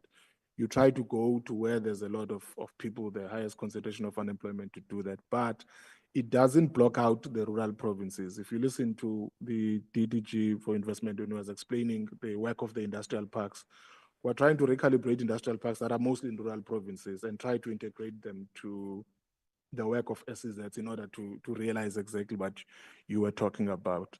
The other issues about how many countries are ready and in the ACFTA, I think that was answered, but we will still give more detailed works on what that looks like. Honorable Chance, you are, of course, my favorite member of this committee, so I must always give you my attention. Is our logic permeating through the ECID cluster? Part of what the omnibus bill will try to do is to get that done. I can't account for what the other departments are currently doing and how their logic works as yet, but it's work underway because we've only been in here for a couple of months. So to get institutional rethink is not going to be an overnight thing. What are we going to do if the bulk of the submissions from the transformation fund go the other direction? We will do as we are required. We have to then look at where are the conceptual gaps between what we're doing and what everyone says, and then try to find a way to get it done. The issue about technical institutions and vacancies, we've been trying to do our level best to get that done. We've tried to stabilize boards and get COs so that we can quickly get to that. We will try our best, even with the SAPS issues that are there, we will try to get it done. And with improved allocations, and we now have a full-time DG as well. So we're trying to stabilize the group across the board. Now, there's I take your advice, Honorable Chair, on the need for us to do the Industrial Development Act analysis of what were we trying to do with all those. I think the team will have to sit down and do that. And there are other issues that the film sector incentive, there's work that we're doing with the film sector there. It's been, our intention was to issue a letter suspending the incentive, and I must explain why. Something happened with how it was managed, where there was an oversubscription of applications against what was available as funding. Now, to keep on accepting more applications is to really make the whole thing precarious. So we said we'll put a pause on admitting new applications until we can resolve the backlog. But that work has gone some ground, so we will have some finality pretty soon. On the issue of the recapitalization of the NEF, it's pretty much, if you think about the transformation fund in that manner, it could kind of serve that purpose properly done. The other issues, as I said, we'll try our level best to write them down. Now, Honorable Mkutu says there's a retreat. There's no retreat except that the APP is incapable of outlining all of these things in detail. So take some of the comments he makes about the structural issues on competitiveness, on concentration, on collusion and barriers to entry. All of those things already exist in the mandate of the Competition Commission. What the industrial strategy explains is how we are going to use those instruments of law to get the structural transformation going. So some of them will be outlined in there, and it's not a unicorn, as he says. I did explain that industrial strategy will serve before cabinet, and then we will bring it this side. There's the issue about tax policy and tax incentives that Honorable Chance raised, and I think also Honorable Mkutu raised. It's a thorny issue about essentially who leads economic policy in South Africa. Is it industrial policy or is it fiscal authorities? But we're trying to have an institutional conversation with them that can get us to that rationale. National Treasury by design needs to raise more revenue, isn't it? The DTIC by design needs to get more investment. And sometimes these are flying against each other. Although in the long term, once investment kicks in, it helps National Treasury to balance its books. The issue is about the Minister of Finance likes saying, who blinks first? Do I blink first or does it blink first? We're trying to blink together now so that we can model the choices that we must make proper. Honorable Chair, I think we tried our level best to answer as much as we can. There was a whole lot of questions, a whole lot of them. We tried our best to sum them up. But Honorable Mdluli, so that I don't exclude you entirely, you asked about the 1.6 million jobs target and how will we monitor SEZs. That's the work we do between the SEZs and the incentives branch. So maybe even there we need a written explanation of how that will work out and how much of the investment and reinvestment, the split of the 350 billion rands between new investment and reinvestment. We will have to calibrate the numbers as well so that we give you a very precise reading of what that looks like. Which sectors and regions are expected to lead this export drive? So it goes back to what Honorable Chance was saying. Our export strategy has to tie itself up to SEZs, and in two ways, Honorable. If you think about the SEZs in the north of the country, your Musina, your Fitahomo, those are pretty much our ACFTA SEZs. Those are the ones that we use to launch into the continent. Now, there's a lot of work that we are trying to do on the non-tariff barriers, including the infrastructure issues. The DTIC presented before cabinet what we call the SACU, a revised or reimagined SACU, the Southern African Customs Union. And part of what is in there is joint infrastructure investment in order to enable for intra-Africa trade. So there's a lot of work that is being done there. But do recall that we also have the DBSA and IDC in South Africa that have a regional mandate in their capital allocation and the projects that they choose. So we will try to leverage that as well, because infrastructure is the main non-tariff barrier that we have in the continent, whether it is digital infrastructure, it's freight, we essentially have to have that infrastructure drive. So those are some of the areas that will be helpful in doing this.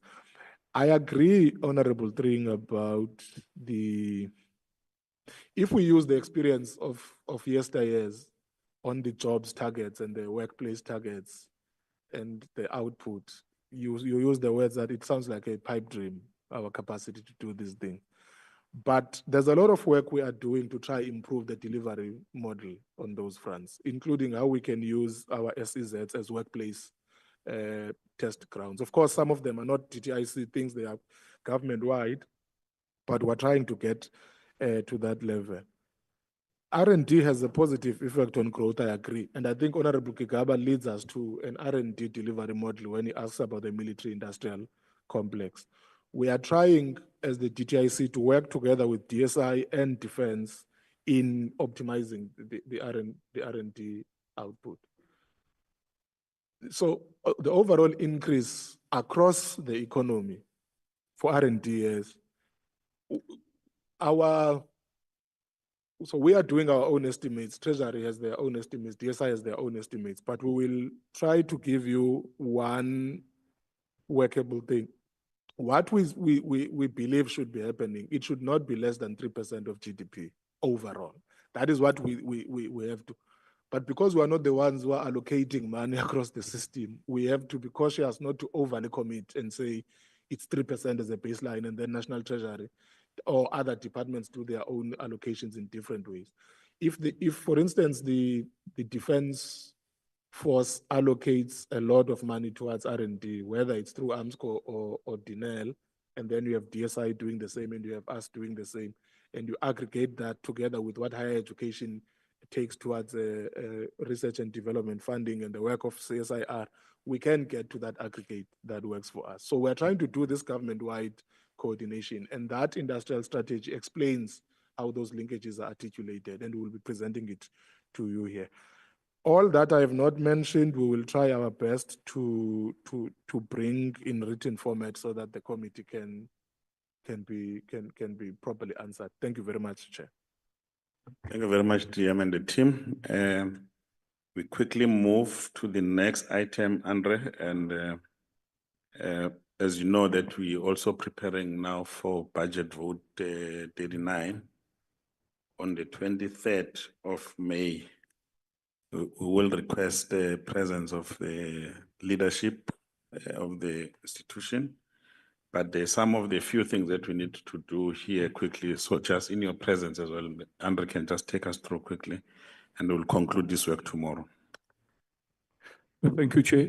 Chair, we submitted 2 reports for the immediate consideration. It is the report on the second and third quarter financial and non-financial performance of the DTIC, as well as the report on the revised APP that we discussed last November. Chair, we requested parties to submit concluding remarks and recommendations we received from the IFP, the ANC, and the DA. But we'd like to request that we would be given the time to look at those recommendations and concluding remarks and prepare a draft for members and distribute it by this evening. And tomorrow we will then consider the 2 reports that we submitted for consideration, Chair, if that's in order. Thanks. I think that's in order. Can we also request parties that have not submitted to also submit so that it becomes a true reflection of the deliberation from the committee, understanding that the process is properly guided and we want to make sure that all the issues it gets to be processed legally and administratively so that we are all in line in terms of the rules of Parliament. Are there any comments quickly from the parties? We will conclude tomorrow. The parties that have been acknowledged, ANC, IFP, and the DA. Other parties, you are also still welcome. Probably that report will hit our emails by midnight tonight if you've submitted whatever. I'm sure your research team can also work with the research team from Parliament to try and assist that we can conclude it. Are there any comments? So if we didn't receive, we'll take it that when we consolidate, there will be input and we'll have one recommendation. Is that fine? Thank you very much. That concludes the business of today. Thanks to the Deputy Minister and the team. Thanks to all the entities, and we're looking forward to your responses and in our ongoing one-on-one, we will deliberate on those issues plus other items. So it's a pity that we needed to manage time today, but we tried to engage as much as possible in terms of all the presentations that were before us. Thank you very much. The meeting is adjourned. The meeting tomorrow is virtual. And then there's another meeting. Is it just only tomorrow? Yeah, just tomorrow, colleagues. The meeting is virtual. You're welcome, Member Gigaba, to remain in Cape Town. Network is very good here. Thank you very much. The meeting is closed.